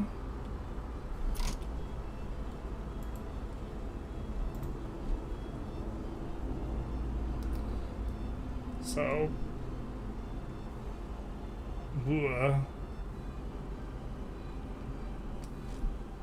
Bro, how do you start this play and then not have people joining in here? This just looks super bad for them. It did seem a bit strange, yeah, with a bunch of like play nice rules and not just complete madness. But this is gonna be a vibe for China. I don't know what the play is here. I think they left before. I don't like this. They're gonna have to start more plays, but like you could capitulate out of some plays and then enforce on other plays. It's perhaps even conceivable that they should just back down. God, this is just so ugly for them.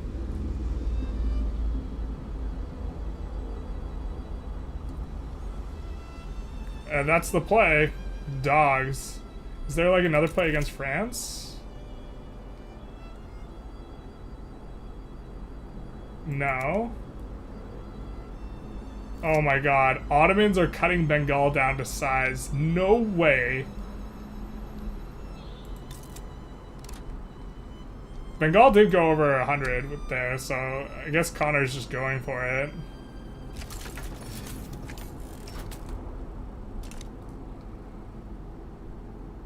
Ottomans never enforced that, but this war is just like... This war is just like lost. They should have just backed down. This is like, oh,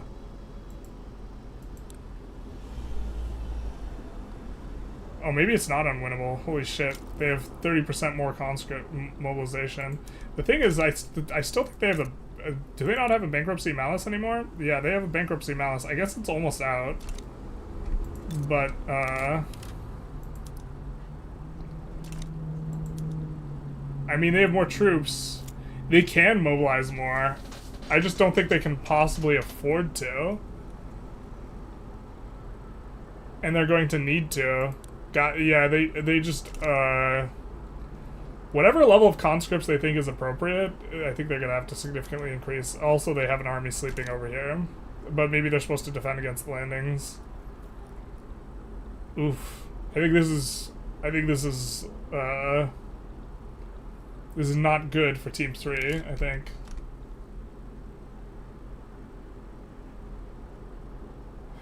I was reading the rules like, what? I didn't know they did all that. Yeah, no, it's definitely the wrong rule set. Ottoman's Giga Chad? If they enforce it. Oh, and France is in on China.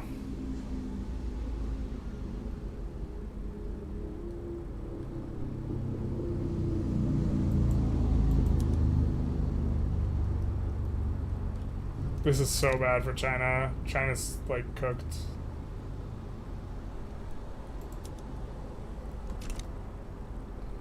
Their front gets spaghettied, too. That's insult to injury. I mean... Well, actually, they have so many troops coming up. Actually, maybe this is fine.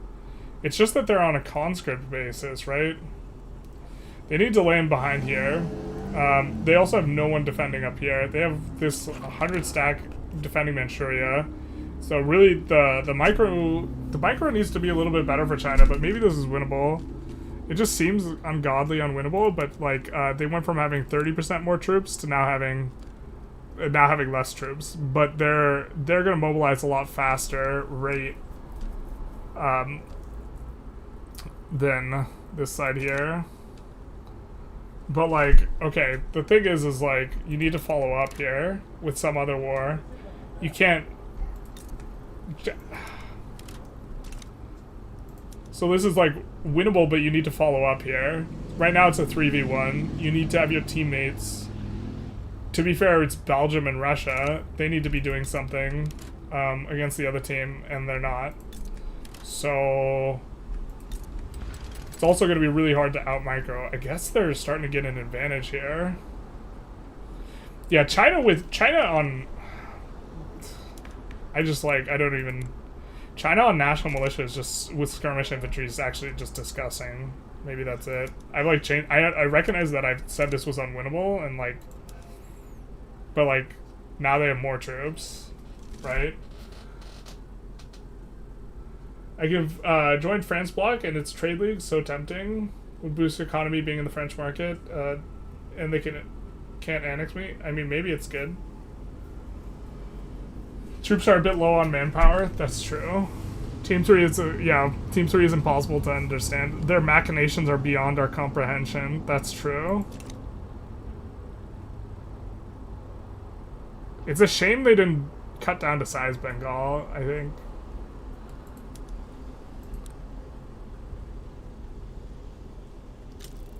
Did they just win this? Belgium's reducing our payments. Damn right they are.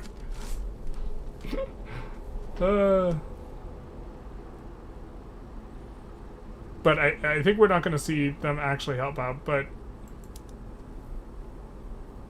Yeah. Okay, I take it all back. China just can push. Just disgustingly more troops. Bro, that's fucking spooky.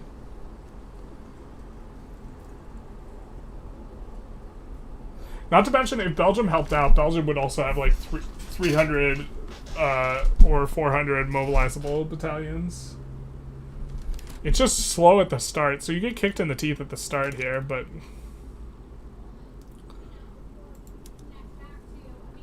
They also might not be conscripting up all the way. Yeah, look, the level of conscripts has gone up considerably. They started to add a bunch of conscripts, whereas China's been mobilizing up to like 2k conscripts for a while now. That's freaking wild. Now, this means Team 1 and 3 are fighting. Although Russia and Bengal are staying out of it. Bro, is China just gonna 1v3 this bitch? That's wild as all hell. I'm no pro, but my guess it would raise your SOL, not your GDP. Generally speaking, joining markets helps your GDP. Not allowed to watch stream is not in here. Cam is no longer a player. Chinese human wave tactics, I mean, basically. Except they are actually well armed. They're letting their construction queue idle, but that's super fine. Belgium's still in a rough spot. Team 2 in principle. Hey, look who just triggered corn laws. The one country that actually should have access to corn laws. I mean, I guess they're just going to be unopposed for a hot second. Austria, USA, these guys will get to eco up. USA is pulling ahead on 250 construction. I think they have the second most now, because France is a little bit busy. And they still lose. Bro, how terrifying is this? You're fighting the 3v1 and you're losing. This is where you shit the bed, huh?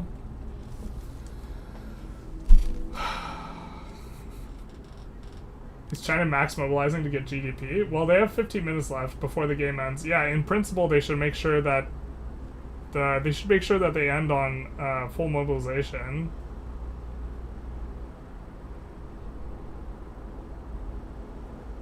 So, but I think they get this. Disgusting, man.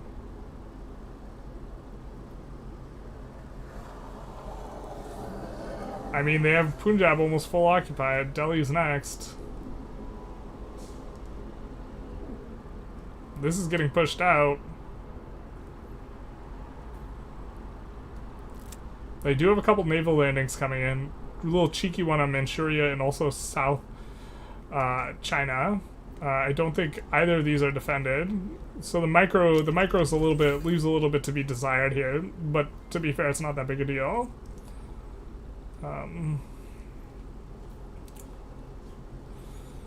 Defending 3 coasts is also harder than other things. But we do see them starting to go in on this.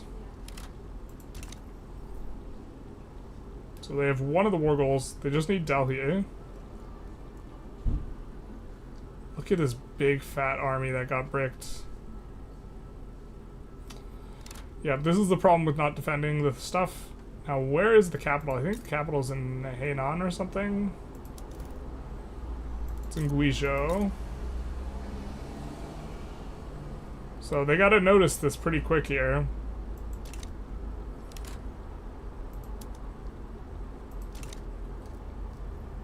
But this is a 3v1, bro. Ugh. How many arm factories has China? Probably a lot. They're running a shortage. Let's take a look. To be fair, Belgium could be providing the same one. Oh my god, not the PMs. Not the furnishing manufacturers on this.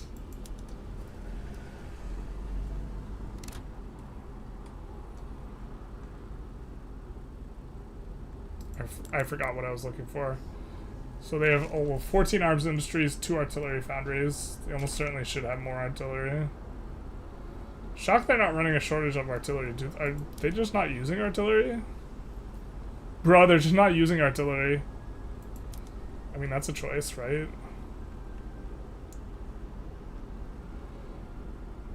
I mean, maybe that's okay, because specifically the point where you're really weak is before you've mobilized all the conscripts. Maybe there's something there. But just the casual 3v1, because you have 2 million... Because you can mobilize 2,000 conscript levels. There's not anything the opposing team can do about it. You really want to see more deaths? There's going to be a lot of deaths. It's going to be a lot of deaths.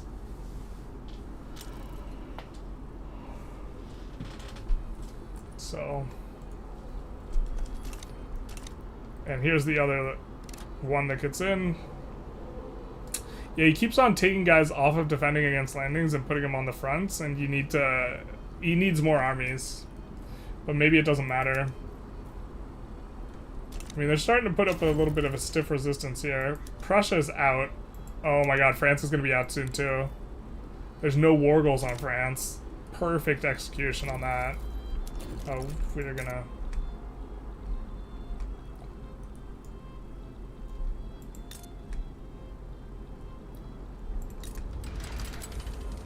What's France's war support? Minus 63, so they're almost out. And then, once it's a 1v1 again, clapped, right? So... That is a bit of a vibe. The real Don John 21. If you were the real Don John, wouldn't you just not be 21? But thank you for the follow. So it turns out Qing with Belgium laws and Texas strong. It's pretty good. I mean, I wasn't planning on releasing all of China, but full annexing China. But this is a vibe. I still think it's incredibly vulnerable. Very rocky start as well. Is EIC Bengal? Yes. Yes. They released all of the internal guys, so when they got the event, there's France. France is out. And there's no way Bengal can fight this. Yeah, they just get wrecked. They should just capitulate now and save themselves some money. I guess they bleed out China by a lot more, but this works for China. God, this has been a wild session with this China-Belgium thing. Like the China-Belgium synergy? I do too. I mean, we might have to make rules for transferring states. But I currently kind of like the lawless rule set, generally speaking, because I think it promotes innovation and creativity and what's actually like super optimal. And this is just super optimal. India's dead. It's definitely going to lose a lot of GDP here, and right before the end of the session too. The session ends in 13 minutes. I think there's no way they hold on for 13 minutes. Sorry, this should be on speed 3.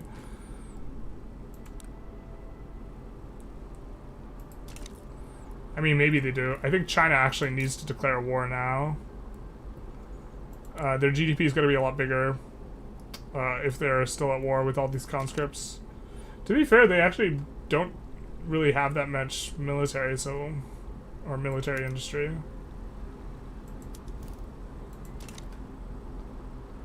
I would like this war to get resolved before the end.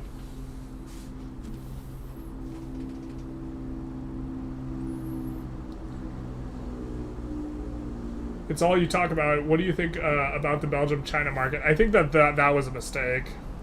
I think this was the mistake. I just don't think you can do it.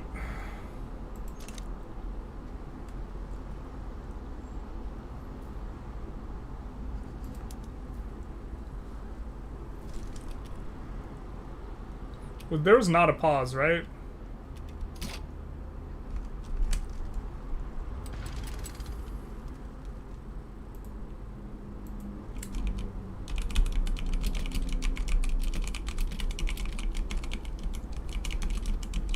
We're pausing for them because they keep forgetting.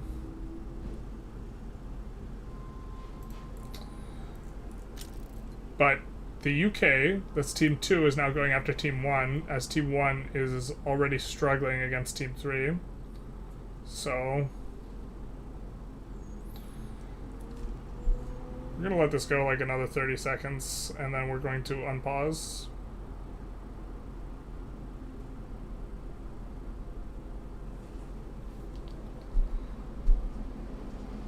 How was your last message not safe to send? I have no idea. I don't know what was in there. But this is going to be interesting. So we have, right now it's a 2v2. Right, Prussia, France versus USA, UK. Lackey pauses.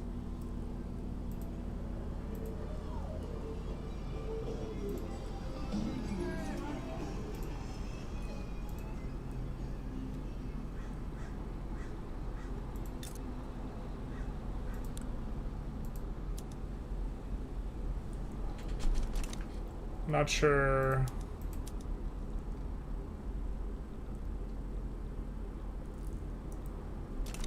I'm not sure where the join is.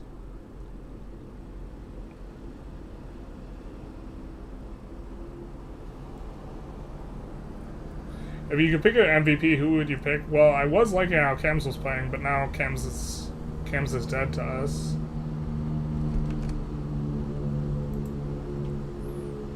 I'm gonna unpause, because I think this is a join pause. And they're currently negotiating with Team 1. All of Team 3 is in Team 1's chat. And that is, sorry, all of Team 3 is in Team 1's chat.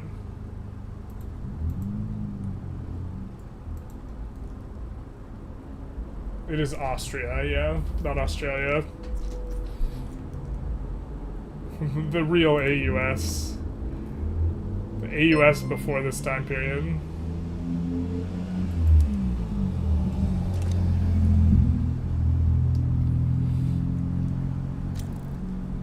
This war might not get resolved. No, it's gonna get resolved. Man, China's just so caked up. This is terrifying.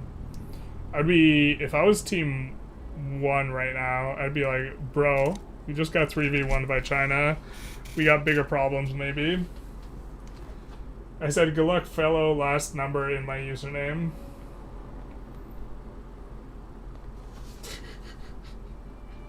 You guys have the same parents, right?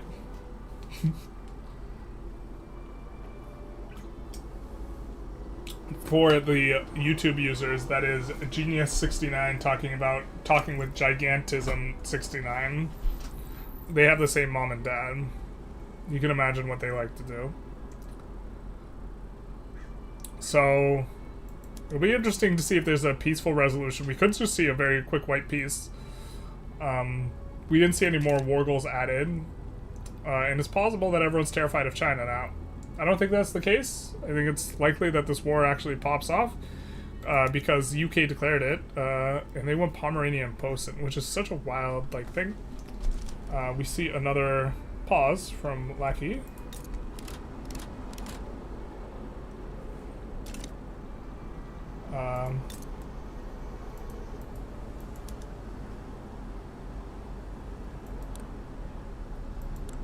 I wanted to see what this pause is about.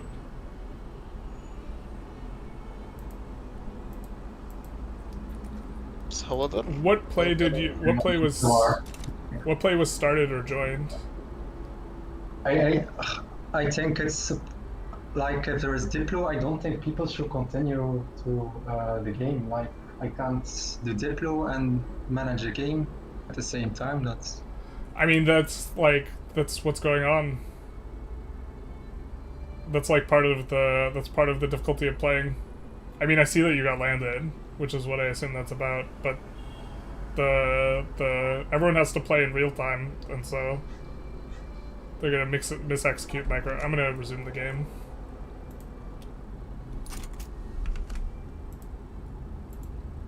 Are we moving troops over? Oh, Lakagagaki is gonna move troops over. Get out of here, Cams. You get out of here, Cams. You're not playing anymore.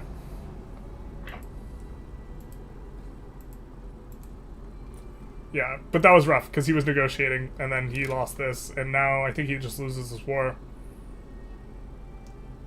Which is extraordinarily rough, because there's a ton of war goals on him. And so I certainly see why he would want that to be, the way things work, but also, he wasn't defending his coasts. I don't know. This is trying to negotiate and then just getting bricked, here at the last second, which is a bit rough. What you really should do is you should actually just make entirely new armies, but maybe he... Is this a 2-stack that was here? He landed with a 2-stack? Yeah, man, I don't know. This is a 1-stack navy landing with a 2-stack. He's pulling way too much off the front, though. It's not gonna matter. Any one of these armies rolls up a 2-stack either way. Or sorry, a 3-stack. Now is this 3-stack... Oh, it's just all infantry. It's not even cav, so it's not even going to move exceptionally fast.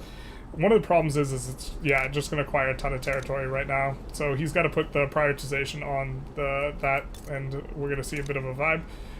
Prussia has ceded more territory to them at some point. To Austria. Not sure what that's about exactly. But, and now comes the big stack here. Yeah, this is unfortunate for them. They really got to try and get this back, Hunan, and they have very little time. But this is I feel bad, but you just you also just left it open. I don't know. Maybe they get back in time. They're gonna try and have to put prioritization on this state here. This 128 stack's almost at the front. This actually is adjacent to one of the fronts, one or more of the fronts. And this is the front that the thing is not on, so they are going to be able to push this out, maybe. I just don't know if you can get 3 battles dominant in time. This is, of course, the capital, so... but yeah, Are there any non-obvious things with combat one can take advantage of, using as few generals as possible, or as many as possible? Well, generally you want to have max generals. But also being careful about these naval landings is important. This is why China's in trouble here. China was 100% winning that war, and now they're going to get enforced on, which... I think the enforcement stuff is a little bit silly. They also got landed by a 2-stack army. I think that's a bit of a thing. But if they had dedicated, defense armies here, this wouldn't have happened. If they had dedicated anyone to defending the naval landings, so this is the problem in execution. And I'm not sure what percentage here is occupied. I know they've won battles, so I don't know why there's not a percentage ticking here, but they also, there's another front just straight up open, so... Yeah, but they're pushing in through that stack. I don't know why this isn't. Yep. And now Bengal. It's got its thing.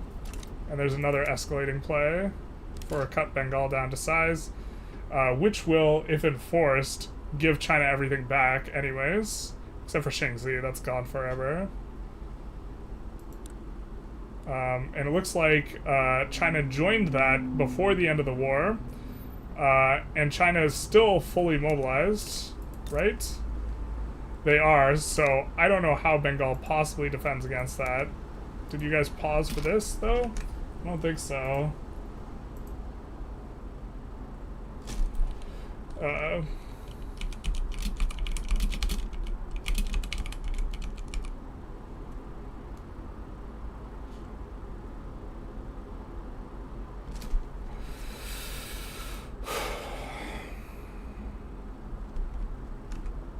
These guys are killing me, man. They just don't pause for the plays.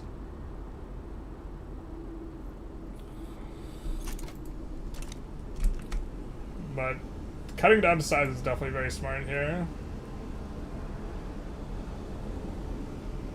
So it's not like the worst in terms of that stuff, but and also the war goals that were by the other ones didn't get enforced in, but yeah, there's zero shot Bengal wins this.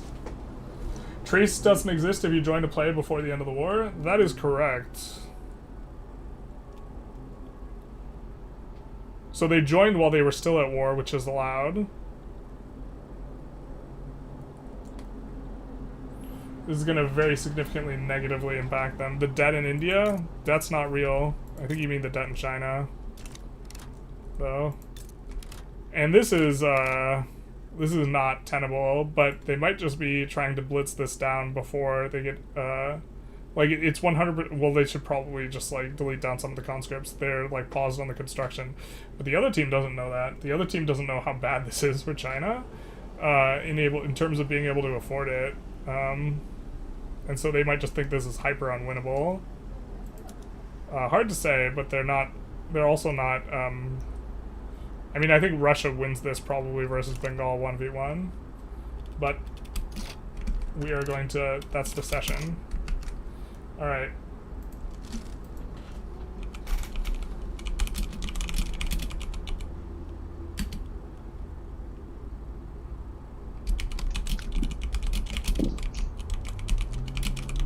Hey, hey! Alright, so, that was an exciting session. yeah, It was really exciting. I have no idea who's in the lead. Yeah, I'm gonna calculate it right now while you guys talk, and yeah, there are definitely some strange twists and turns. The two-stack landing China was a vibe. I don't understand how it works. He had no one defending. But why did he move it back? I don't understand how Bengal is not bankrupt yet. You're like on 60 million debt the whole game. Because I'm a great power, so I don't have a high interest rate. It's called money's free. Look it up. But you're not laissez-faire, right? No, I'm not on laissez-faire. You're industry forbidden? Bengal's at 56 million. I was being bankrolled by France after I joined. Their GDP is 107. Bengal's GDP is 107 millions. Yeah, right it's now. just like, because of the war, I think. I just conquered like 1 million states from him and accidentally became a pariah. Having mobilized armies also increases your Before that, GDP. his GDP was like 80 million. Oh yeah, I have like 300 conscripts mobilized. And it's like 300. Yeah, ask China how many conscripts they have mobilized. I really hope there's a second session. We did a bunch of plays hoping there was a second session. So. Yeah, I mean like. Well, if everyone could show up, we'll do a second session. If one or two people drop out, we'll try and find. Ooh, we got Lincoln as president. If one or two people drop out, we'll try and find subs. But if 3 or more, I think we'll just not do another session. Lincoln's not necessary. So awesome. I got rid of the slaves in like 42. But currently I'm updating the scores. Yeah, I definitely felt bad about, like, Lackey about, like, the, the situation where you're trying to negotiate and then you're getting landed. Yes, that was the reason why they were able to land. But, yeah. Oh, they were negotiating the whole time? They were distracted. Yeah. Yes, I was very distracted. Also, I wasn't even aware the game was continuing. I was like talking, like yeah. I mean, it looks like you'll probably fix it if we have another session with Russia decking Bengal. Yeah, so if they enforce it, returns everything. Not Qingzi, but everything else. I don't know how big the eco is in No, Qingzi. it won't. Why It wouldn't won't return everything. Yeah, I can just you know, get France to declare a war on me to conquer all the states. What are your relations with France? I don't know, but I can just delete and create my power block over and over and over again to lower relations. Can we like ban exploits like that actually? Or expel diplomat. You're in the wrong multiplayer. This is if there's an exploit to be deleted here, it would probably be full annexing China. Oh yeah. To release them as, that's a good point. So that they can have 2,000 skirmish for what it's worth, I conscripts. think you should delete cheese like that. I don't think it's interesting to watch, but I don't. We could do a poll. your games. It's your game. You are the monarch, good sir. I think it's awesome. The China-Belgium thing was really cool. It was really funny to watch and progress. Yeah. I don't think it was a good strategy. I mean, that final skirmish thing is kind of cool, but you're in so much debt. You're in default.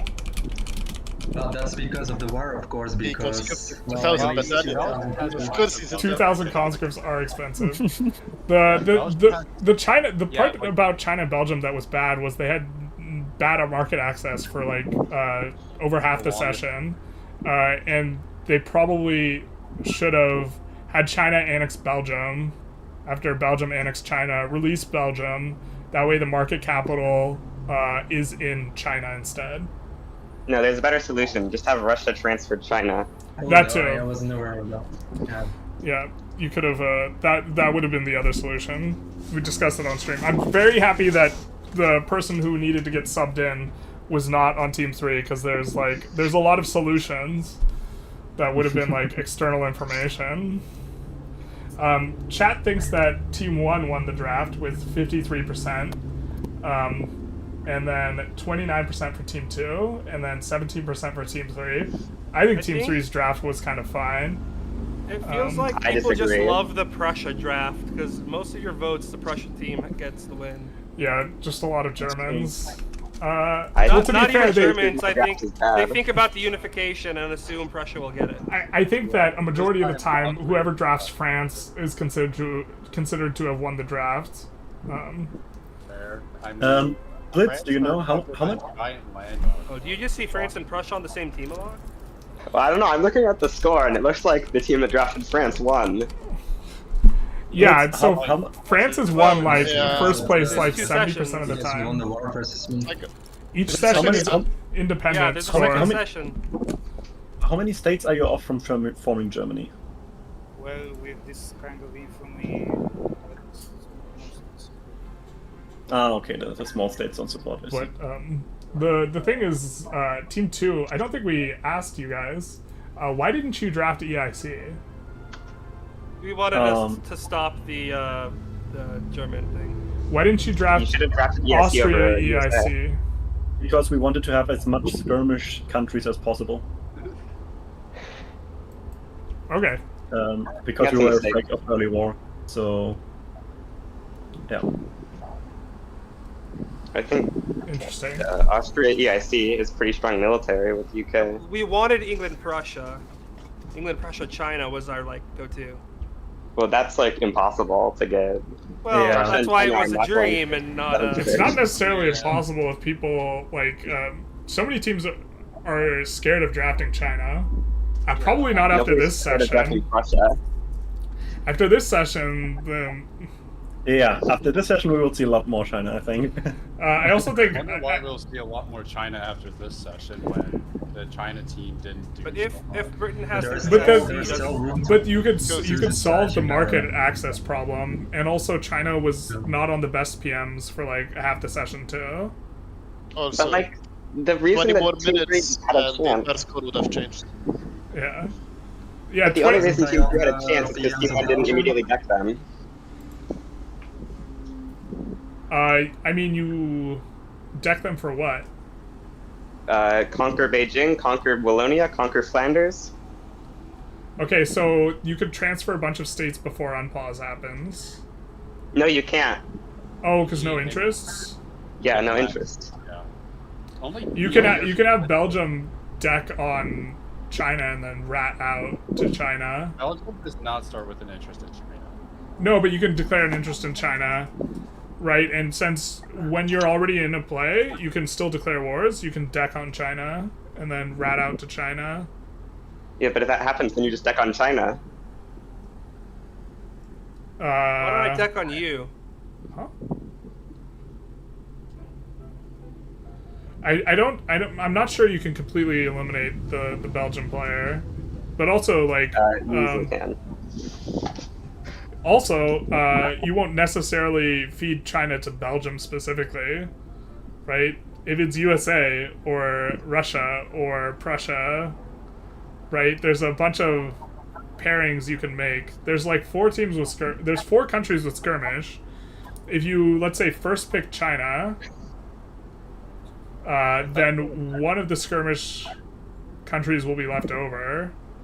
If France, Prussia, UK go, I guess you'd have Belgium, but We considered USA too if it wasn't picked yet for 8, but yeah, it was likely to be picked, but we considered it because of the only disadvantage is that they have more bureaucracy and also slavery, which we have to get rid of. But...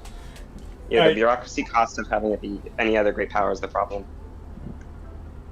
Yeah, Belgium only has like the education institution and only at level 2.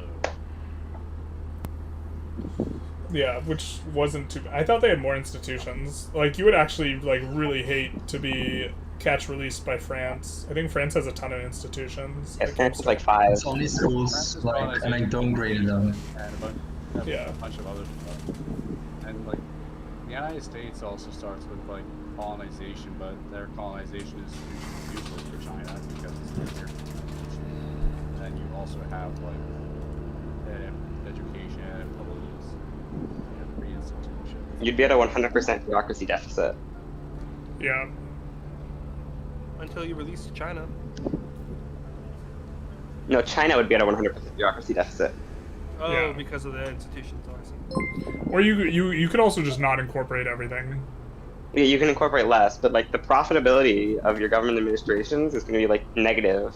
Yeah, They're never because- profitable, are they? Well, yeah. Well, they're like the They're taxes they profitable bring when you're in. in a Well, I bureaucracy get that, deficit but usually. it's always peasants Yeah. that are in China, anyways. If you're in a bureaucracy deficit, some people, I haven't tried it out, but there is a strategy for just going max bureaucracy deficit and going like sub-tax only on China and just But you only deleting get all your 200 government days for admins. minting. Yeah, but the strategy is to delete all your governments. I'm not saying I think it's good, I'm just saying I haven't tried it. True anarchy mode. Basically. That's There's a indeed lot a to be possibility, done on a but I second haven't session. experimented Like, with it. honestly, like, if we had like 30 more minutes, I think landscape would change drastically. Yeah, I mean, you can save the file, load it up in single player, and see what happens if Bengal capitulates. Prussia is going to get annexed soon. I'm not going to lose that war, but Prussia's probably going to be annexed soon, so probably Prussia's going to be playing as Occitania after the second session. It's definitely Team 2 will be first, second session if we do that. The Team 1 is getting destroyed. They have like 3 different wars, losing most of their provinces. I'm not going to lose my war. Against Russia? Sure thing. Yeah. Well, I have like 500 conscripts. China can default. And meanwhile, I'm just chilling, taking advantage of being neutral in all of this. And yeah, I also have 500 conscripts. And you're gonna have to mobilize them slowly. I've had them mobilizing for years. China has 1,000 battalions on the front. I think is, you Is the lose score on this, stream Connor. accurate? Huh? Is the score on stream accurate? There might be a delay. Well, it says Nah, 951. we got this. yeah. It is 951. We'll add conquer Alaska as a local and we'll bleed Russia out of the war. You're being delusional, Connor. I can see how strong EIC is. EIC. The GDP. I think EIC has had triple the next person's construction for a while now. Yeah. And EIC Well, I is haven't like. been using the construction. I'm since on I took over the 280 country. as America, and I don't know how good that is. I don't play GPs. I typically play like Sokoto or Japan or like technologically backwards. small EIC nations. has like a 574 right now. Oh, so he's got double mine. Damn. No, but you also weren't. You weren't above 200 until recently. Oh, I know. Yeah. I'm just saying it right now. I'm just Yeah. Yeah, Right now, he I've would have. had 8 construction points for a while. I think I will Was way that too much Belgium? military in the. Yeah, I'm Belgian. Yeah, so the problem is like early on you're paying like out the ass for the goods for government buildings and gov wages, because you're paying so much for ports and government administrations to try and incorporate all the Chinese states. Yeah. That's you should like only incorporate like one of them, maybe, and then like never had this many ports. Incorporate 0 of them. I mean, I think you could incorporate Beijing, Yeah. And they have a really good monument and also some decent but resources. it's like You it's should give just the monument to China. it's just It too. takes 20 years I think to it's probably Belgium. better on China. It's just too big a proportion of your economy is like being spent on government wages and goods. That treaty I sent you, Generalist, that will be active in the second session, right? No, Oh, well, we have to do a new one, or? yeah, Oh, okay. because there might be new players. The agreements only go for one session. I didn't know that. Okay. Yeah, unless you like stipulate specifically. And we don't have too many going to multiple sessions, so. Yeah. Neither me, UK. We can redo it. Don't worry. Yeah, we'll just redo it on that session. Yeah. That's a good tree. I like that tree. That's good for both of us. Yeah, I mean, China Belgium is like it's like vulnerable. Yeah, that's very vulnerable. I worried just trying to about it think. a lot, but The thing is like you can.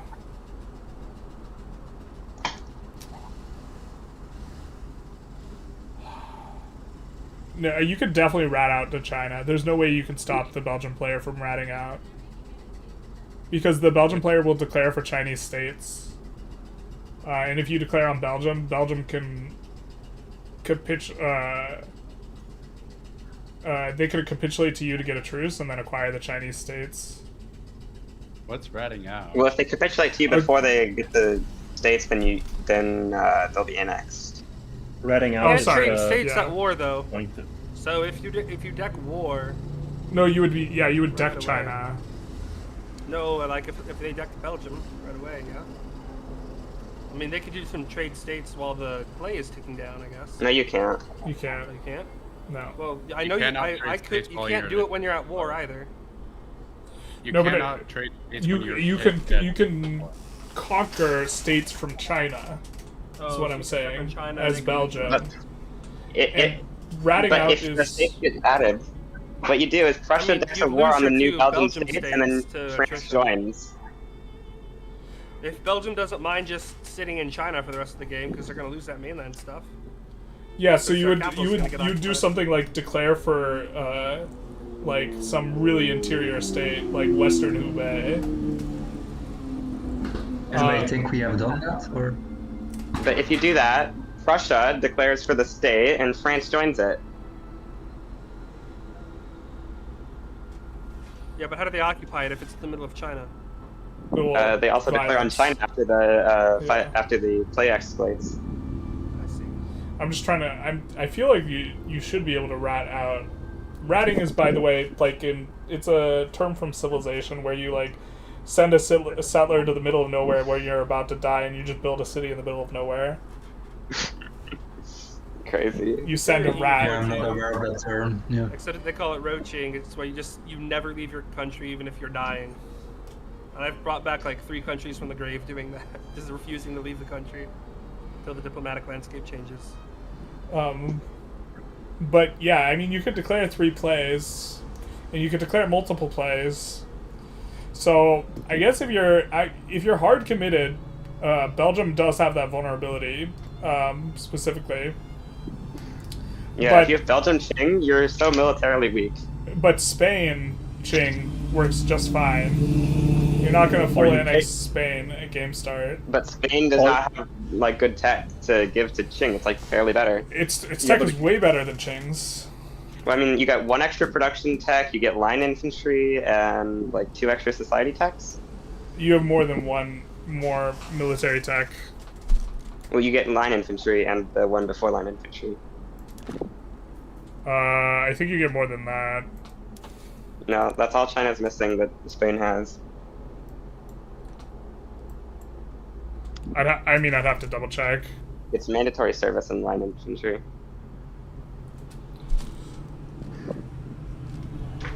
That's still quite a bit of tech, and you also get the laws and stuff like that. I feel like this is just better to do as a major than as Belgium. Like France or Prussia or Well, England or... But they have too many institutions.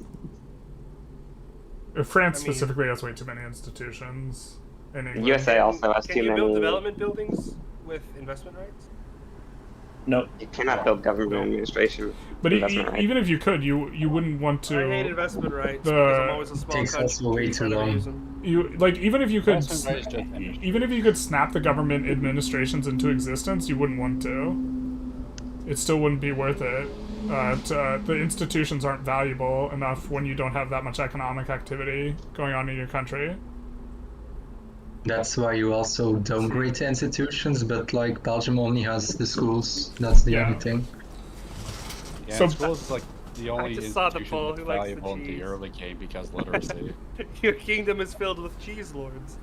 Or you change the laws, that's also something you can do, but that also takes time. That's can usually take like 2 or 3 years before you pass a law. Yeah. Also, if you had China annex Belgium and then release them, they would get sericulture. Oh. No. Wait, but is that true? I think so, unless China loses sericulture. Oh, China loses sericulture. Yeah. It either has to be that China Sericulture loses it when you release them, or Belgium doesn't get it when you release them. Yeah. Is No, there, China is loses there, it. yeah, is there a culture like that one special production tech that gives a bunch of like silk building throughput, silk plantation throughput? Wait, what? Oh yeah, China does this. Like, isn't sericulture like an unresearchable tech that gives a bunch of Yeah, silk it plantation gives throughput? 10%. 25. 25? Is it really? I'm Yeah, pretty I thought sure. it was 25. I thought it was 10. Thanks for the Oh. games, guy. I'm gonna. That's interesting. So for Yep, some reason, GG's. if you back down, Bengal keeps Lhasa. I'm gonna go as well. Thank you. That's because I had Lhasa before the war. Okay. It cuts him down to 78 million GDP. Yeah, I know it boosts China up a bunch, but I don't plan on losing this war. Yeah, I mean you never should, right? Even if I do lose the war and I can't get my teammates to like stop it, I'm pretty sure there's some releasables I can release to not give China all of it. Yeah, I mean, like Feels weird to let people release things when they're at war for those things. yeah. Technically, Well, it's it's harder released to for cut down to what- size. Well, no, I don't think new subjects that were released are done if you do it manually released. I don't know. You can't release them as subjects. If they're subjects, they get annexed. You have to release them independent. Okay, so it releases them as independent if you release as a subject during cut down to size play. Yeah, but you can like release Yunnan to prevent it from going to China and Tibet. Oh, if I back down before the war starts, China keeps paying me war reps. That's true.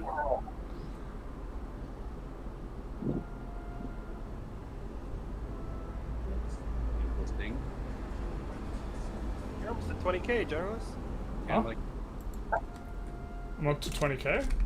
By the way, it's kind of a little bit stupid to accuse me of, using exploits when you basically are using exploit to have China join this war when they have a truce because you declared it right before they got a truce. I'm pretty sure I started watching you at like 6k subscribers or something. Yeah, a little bit of a come up. yeah, the mean, like, does anyone want to say anything to the stream before I outro it? I think I'm going to go to a different thing to outro it, but you guys can stay and chat about the game. But does anyone have any commentary? I carried the team back to #1 place. I think that Cams did an amazing job before you got on the EIC as well. This is true. My record. You were given like the best. You were given probably the best country, like in terms of your inheritance. Well, I had gotten to about this GDP at this time with no debt in single player as Bengal, but it's pretty close, yeah. Yeah, but he fought in PvP wars too. He didn't really fight in much. It's the big war against Austria. The game's so much easier in single player. You Well, he lost that compare war. the two. No, it doesn't matter, you know, he lost that war. No, but that's what I'm saying. It's like you can't grow your GDP as much if you have a bunch of resources in a war that you don't win anything. and I find it funny, like, the AI Ottoman Empire declared a cut down to size war on Bengal while... I know. I thought that was cute, too. They almost took the capital. I wanted to join that so badly because it was still having a truce. That was so sad. You should be able to violate truce for cut down to size, to be honest. Yeah. Like, that should 100% be a change. Well, I don't know about that, because then a person who's a pariah would just be in, like, 24/7 wars for cut down to size. Well, what do you know? It's like a person who's a pariah would be hated by the rest of the world? That's crazy, man. You don't say. Well, I mean, like, if you're at that point, why wouldn't the pariah just, like, never accept a peace deal and just be like, oh, negative 100 war support? Okay, I'm just gonna keep occupying your territory. Who cares about peace deals? If you're being realistic, you know? Okay, fair. I mean, kind of. So the thing is like, the cut down to size does not enforce anything proactive for any of the people on the cut down to size, right? You can't take territory in a cut down to size play. Well, unless you had recently gotten territory taken from you. But that's only, I mean, like, proactive, that's just returning stuff. So, like, and if you were, like, an uber pariah, everyone would hate your guts and, like, want to join against you. And, like, in single player, you can, like, juggle truces and, like, obligations to prevent all the negative effects from going pariah, basically. Or, like, the cut down to size negative there's effects. some potential meta to, like, bankrolling people in 3v3v3 to try and get obligations from them. Oh, I think that's you're going too deep. Can't they just decline it anyways? You're going too No, deep. you can't decline it, but it's No, just I too mean deep. obligations. Nope. It prevents you from joining wars. You can use it for something. Oh. They can just stop you from declaring on them. I see. Yeah. I'm not deep into the cheese lord PvP Well, stuff. the problem is also they can just deck on your 2 allies unless you get 3 obligations. Wait, you cannot declare on someone you have an obligation to. Yeah, that has an obligation to you. Or wait, no. I think he said the right first time. Yeah. Wait, so if I would have bankrolled, I don't know, like Belgium for the beginning, he wouldn't be able to attack me once the obligation hits. That's right. Yeah, Until it's it's one of the obligations. Damn. I was also thinking about, this is going to ruin it, but I was thinking about just offering take on debt and acting like it was an accident to people. And hoping like that's not realizing it. Instead of giving an obligation. Yeah.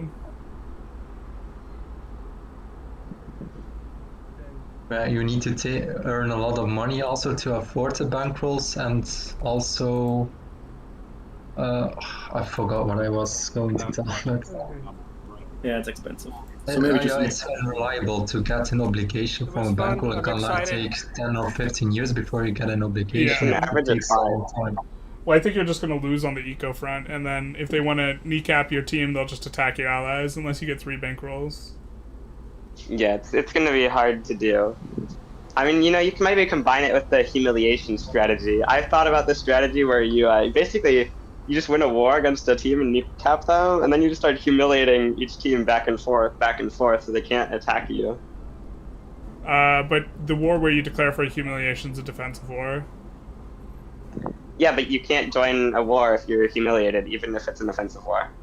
Oh, that's right. That's right. It was fun. I'm excited for next session. I mean, that's but possible, but I don't. Practically speaking, you have to be so far ahead for that to like make sense. I Well, think. the plan would be like you day one war like the team with either Austria or France, and you like liberate Occitania or Hungary, and then you're like super far militarily ahead of the other military team. Yeah, but once you liberate like Occitania, like if you win a decisive war against both teams, you can probably have enforced something that would make it so that you could fight them both anyways. I mean, I don't know if you can win with if you've got liberated Occitania, Brittany. I don't know if that's enough to like win against a 6v3. No, but what I'm saying is like if you can win a war to humiliate 3, and everyone has to humiliate everyone, otherwise you can just declare on allies instead. No, you don't. You only need one person to humiliate everyone. They won't be in the play though. No, but they humiliate everyone. But then the teams collectively declare on one of the allies. But you have truces because they were all in the war.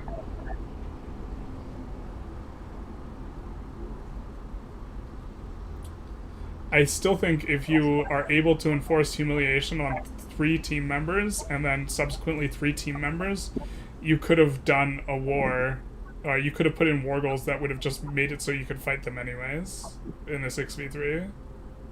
Well, you know, it's gonna happen one time. When I get back to drafting, it'll happen. You should be careful. No need to be careful. Yeah, you should. Alright. There's a Diplo element as well. Both lessons I've been in, you know. Well, this does like Cam's was that was winning anyways. Like for the last 45 minutes. Well, actually, I don't know how it was going right before the China enforce. Actually, yeah, I think we would have lost to Team 2 in terms of points without the China enforce. I don't think I would call that I won both like sessions. Yeah, of course. I think that's I mean, like I wasn't the winning a team in both wild sessions. stretch. And we'll also have gained Punjab and Delhi and also gained GDP that way, so maybe Team 3 could have also come close if you were enforced on. The score would have been closer, yeah. I still think Team 1 is going to win, but they would not have acquired as many points. I don't think so. There wasn't that many war goals on Bengal. It was just the 2. It was just Punjab and Delhi. Which is that's 19 million GDP. It took ages that is 19 million GDP. Even without it, they still have like an enormous growth rate. They still grew by 50%. You haven't considered that this doesn't include the losses. If I had lost that war. Yeah, you would lose, but you'd be losing it to the 3rd place team, not the 2nd place team. Okay, I'll go check what the GDP of the 3rd place team would be if I lost. I gotta go back to an autosave. Yeah. Prussia did get done dirty. Someone's saying in chat, Prussia's having a time. Yeah, I mean, capitulate. Broken I picked China Prussia so we could 21 million GDP. So we could stop Super Germany, and we stopped Super Germany, so that kind of accomplished something. How viable Super Germany is anyway. That's wild because we picked Austria to stop Germany. Yeah, we both pretty much did the same thing. Yeah, we both to stop the other. We both succeeded. That's great. Yeah, I mean, I think that Super Germany wins every single session 1 every single time it's formed. Or, sorry, Prussia wins, like, if they form North German Fed, so I think you absolutely have to stop them. The only country that won both sessions so far is Prussia, I'm pretty sure. You know. I feel so dumb for having one of those, like, German miners snipe my capital. I did not see that coming. And then Russia, like, paratroop, like, 100 troops in, and I was done after that. What player is this talking? Prussia. Prussia. Sorry. Yeah. Yeah. The defending against naval landings is rough. Like, China definitely wins that war if they have a 10 stacks defending each of their, what is it, strategic areas. Yes, but I did also initially on, but I think I moved them. And I also didn't have 10 stacks also. Yeah, you need, like, the proactively making sure you have enough squads to defend against landings is... It's a lot of micromanagement, and also in real time that makes it really hard. You definitely, I think you have to do it before the war starts for it to, like, feel particularly good. Yeah, I will do next time. It wasn't a naval land they got my capital. It was a rebellious little miner that just kind of like walked right over, and I didn't notice. I thought I was gonna get it back, but got like a 95 advantage, and then Russia just flew in, and it was just done after that. Yeah, it's not the best spot for, and now you can't form. If you're a miner, are you allowed to form the Confederation of the Rhine as Prussia? I think Prussia specifically. No, Prussia specifically can't form it. Okay. I know you can make it with Austria. I don't think that's true. Checking the wiki page right now, and it's like... I've had Austria make Confederation of the Rhine before. You've had Austria form it? I have subjugated Austria and then made Confederation of the Rhine. Yeah, the wiki. Oh, you mean you clicked to like convert into a Confederation of the Rhine thing? Yeah. That's different. Yeah, you can do that. Yeah. Well, Prussia could do that with one of their. You can accept offer subjugation and then get yourself to be Confederation, which is probably and then you better. protectorate. Protectorate all the Germans and annex them. Although there's not really much to annex. You can just annex like Hanover, like.